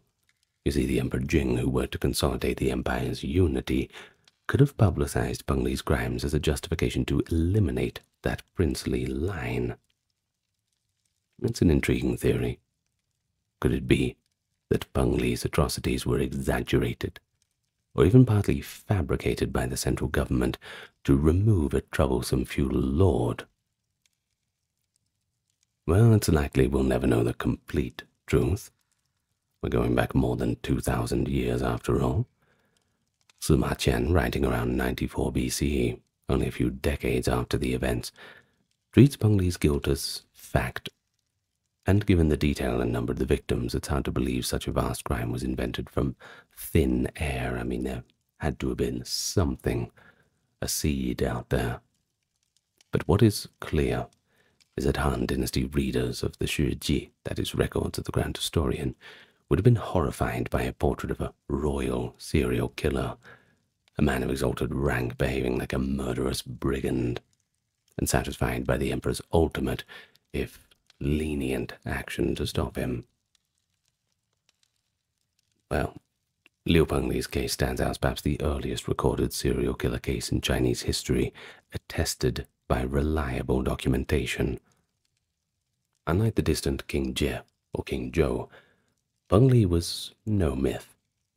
He was a known person in a relatively recent and literate era, with his crimes recorded by the most renowned historian of China nonetheless. And for that reason, Pengli often appears in modern discussions as one of the first serial killers in world history. It is chilling to note that his confirmed tally of over 100 victims would place him among the most deadly serial murders known anywhere. And unlike many later serial killers who hid in shadows, Pengli committed his crimes openly and seemingly quite proudly as a ruler, abusing his position to shield himself. And this abuse of power adds a layer of tragedy to the tale. Those meant to be under his protection were the ones he killed. Who do you trust in the end, right? Well, aside from Liu Pengli, there were other serial murders recorded in Han times. The histories do mention other gruesome figures, though not all fit the serial pattern neatly. So we're going to have to use a bit of stretching on the definitions here. One example from the early Han is the Empress Lu Zhi. It is a widow of Emperor Gaozu. While she was not sneaking out to kill random commoners, Empress Lu engaged in repeated killings for revenge and power consolidation. She is infamous for her extreme torture murder of concubine Qi, a rival consort. Lu Zhi had Qi's young son killed with poison, and then subjected Lady Qi to an atrocity that horrified even the people of that era. First, she had Qi's limbs amputated, eyes gouged out, ears and tongue cut off, and then left her mutilated, blinded, limbless body in a pigsty, calling her human swine. Something tells me that she did not like her very much. Well, this single act of sadism has resounded through history for its cruelty. Empress Lu also executed other political rivals, including several princes of Gaozu by other mothers, in her ruthless bid for power. While her violence was politically motivated, the extreme cruelty displayed, particularly in Qi's case, rivals the worst imaginings of any serial killer. Empress Lu's reputation in history consequently is extremely negative, portrayed as a woman of boundless cruelty. It's hard to swing it any other way. But interestingly, historians account that her deeds were used to warn against women in power, suggesting again that these stories served a kind of rhetorical purpose as much as factual record.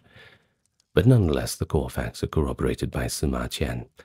Emperor Hui, that is Lu's son, was so sickened to see what his mother had done to Qi that he reportedly lost the will to rule thereafter. Liu Zhe's repeated elimination of rivals can be seen as a kind of serial political murder spree, even if not the clandestine killer archetype. But in any case, let's not let her off the hook because of definitions. The latter part of the Han dynasty was marked by growing unrest, as Eastern Han 25 to 220 CE. Added to that, warlordism, peasant rebellions, and just a general feeling of unease, all coalescing together to produce horrific bloodshed. Many warlords carried out massacres. For example, during the suppression of the Yellow Turban Rebellion in 184 CE, generals on both sides slaughtered villagers wholesale. One brutal commander, Zhang Rang, was said to have enjoyed decapitating rebels and piling their heads up in a pyramid as a warning. But again, these are wartime atrocities. Not the work of a lone predatory killer in peacetime, but still, it shows how normalized killing in periods of chaos had become, possibly obscuring any serial killer that might have operated amid the carnage. If things are that chaotic, imagine what someone could get away with. Well, by the end of the Han, China entered the chaotic period known as the Three Kingdoms, from 220 to 280 CE. And here we encounter another infamous figure whose behavior earned him a place in the annals of cruelty.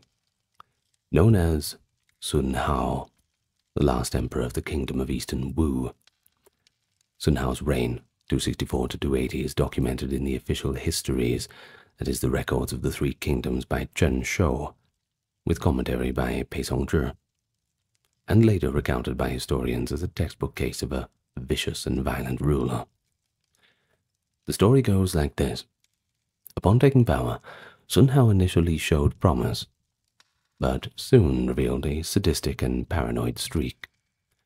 He forced his own aunt, the previous emperor's wife, to take her own life and executed most of his royal cousins out of distrust. Good old-fashioned paranoia certainly helps empty the palace out a little bit. He developed a reputation for torturing officials too who displeased him, earning notoriety even in that violent age. It doesn't stop there, though, I'm afraid. He allegedly kept a dungeon of cruel punishments and enjoyed personally inventing new torments for those accused of treason, or just simply for those who he didn't like, the people who angered him at court, and it did not take much to anger Sun Hao. One story claims he once executed an official by dismemberment, simply because the man protested a new tax. Well, another tale tells that Sun Hao, in fits of a drunken rage, would have servants beaten to death on the spot for his entertainment. They could be colored by later exaggeration, but the records of the Three Kingdoms confirms his murderous paranoia. Over his 15-year reign, the number of people killed at Sun Hao's orders, from ministers to common rebels, certainly reaches into hundreds if not thousands. While these killings were part of tyrannical rule, Sun Hao seems to have derived a perverse satisfaction from them, much like the earlier archetypes. When Eastern Wu was finally conquered by the rival Jin dynasty in 280, the Jin emperor Sima Yan remarked on Sun Hao's brutality and explicitly decided to show a contrast in virtue. You see, rather than executing Sun Hao, the Jin emperor spared him, not wishing to continue the cycle of bloodshed. Sun Hao was taken as a captive to Luoyang and lived out his days in humbled obscurity. The fact that the Jin ruler boasted of not sharing Sun Hao's taste for torture as he pardoned him is quite telling. You see then, by cruelty by then rather, had become a moral measure of legitimacy. Sun Hao's serial killings within his family and court had marked him as a tyrant unworthy of the throne, a judgment very much in line with the traditional mandate of heaven narrative. Sun Hao was far from the only cruel figure of that era, however. The warlord Dong Zhuo, active from 189 to 192 CE, is another who might be called a serial killer in power. Dong Zhuo seized control of the Han capital and reportedly delighted in mass executions. He notoriously plundered Luoyang, killing thousands of civilians, and displayed a callous bloodlust. One account in the Book of Later Han says that Dong Zhuo once invited a number of officials to banquet and had many of them murdered during the feast. Why did he do this? Well, it was simply to instill fear.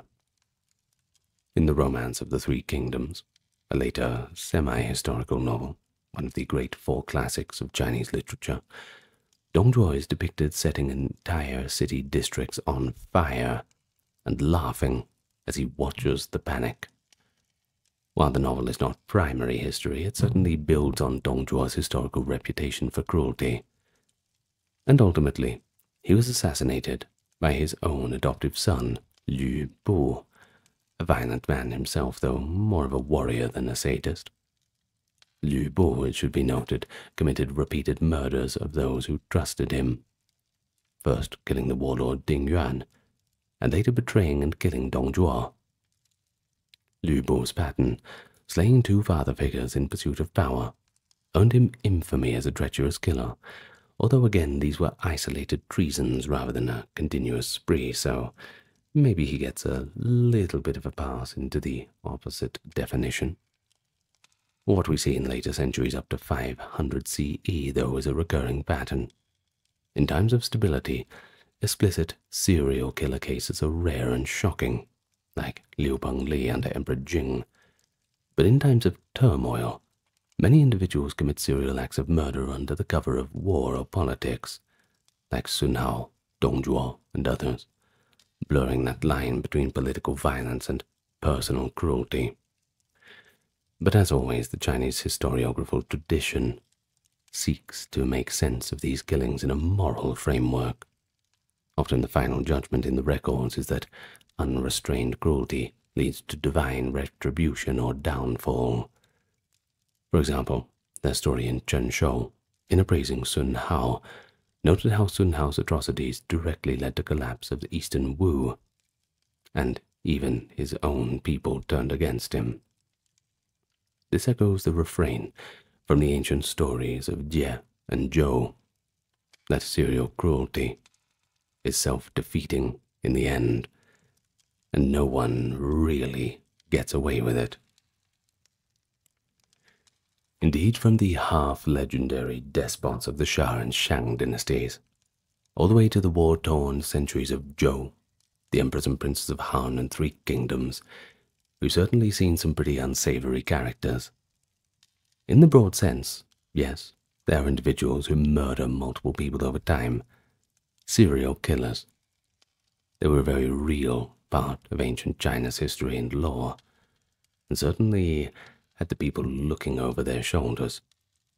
Whether it was a king torturing subjects to satisfy sadistic whims, a prince hunting humans for sport, or a tyrant executing victims one after another to secure his throne, these stories reveal a dark thread running through the tapestry of China's past.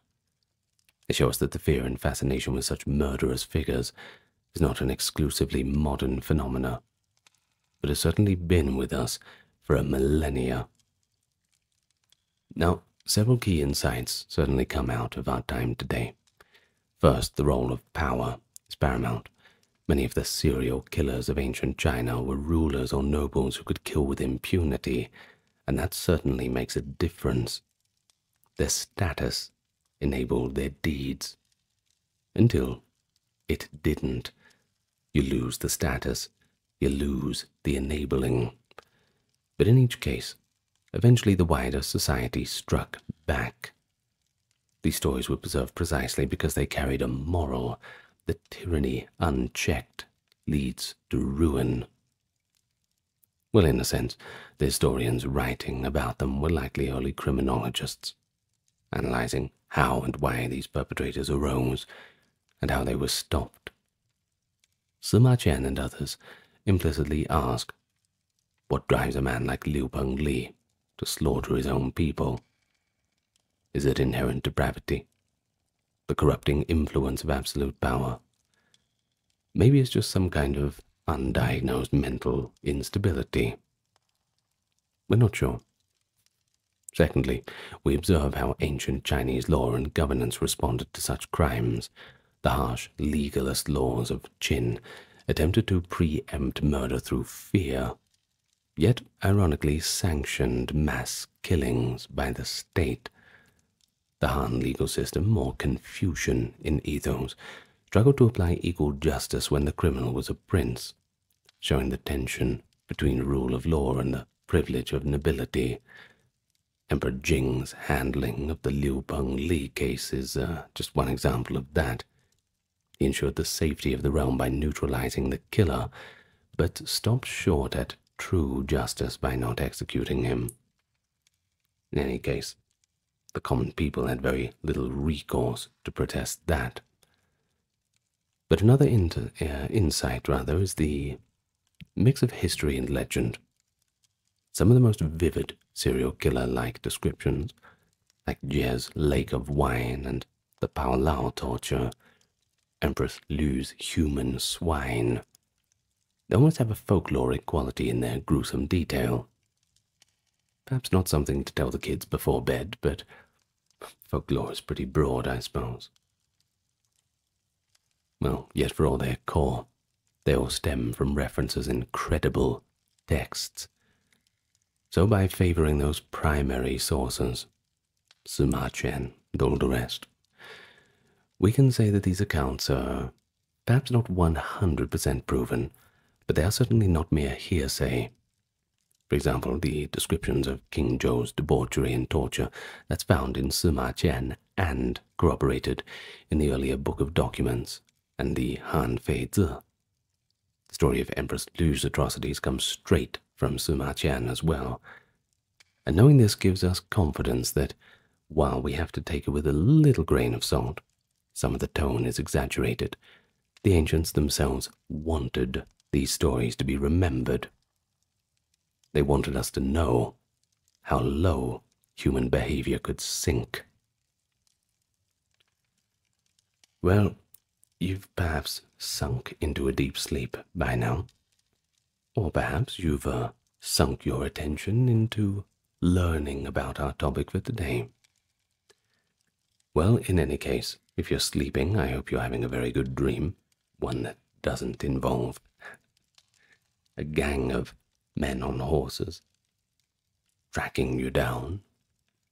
And if you're still listening, why don't you leave me a little comment about what you thought about all of our killers for today. In any case, I'm going to thank my top-tier patrons and supporters, making this all ad-free for you. Kimberly, Christine, Sally, Ember, Susan, Cameron, Carrie, Charlene, Lynn, Therese, Katiana, Nicholas, Ulfednir, Alexander, Charles, Christine, Dr. Neuro Nerd, Erin, Jaden, Jim, Jeffrey, Jessica, Madeline, Melissa, Orthodox Review, Scott, Shell, Wendy, Josie, Sarah, Ryan, Thor, Cameron, Stefan, Kevin, HMSHH, Crystal, Taveri, Anthony, Lucy, Brandon, Gugu Bubonic, Nicholas, Craig, Neftis, Alexander, Gokan, Dorsey, Benita, Claire, Courtesy, Carol, Robert, Mary, Bridget, Nefertari, Yvette, Miss Mochi, 11, Allison, Free American, Jennifer, Brittany, David, Cody, Brian, Are You My Mum, Rhonda, Carrie, Catty B, and Lovely. All right. Thank you so much for joining me today. And if you feel like watching another video, go ahead and do that. Otherwise, I will see you whenever you feel like returning. Good night, everyone. And as always, lots of love to you all. Farewell for now.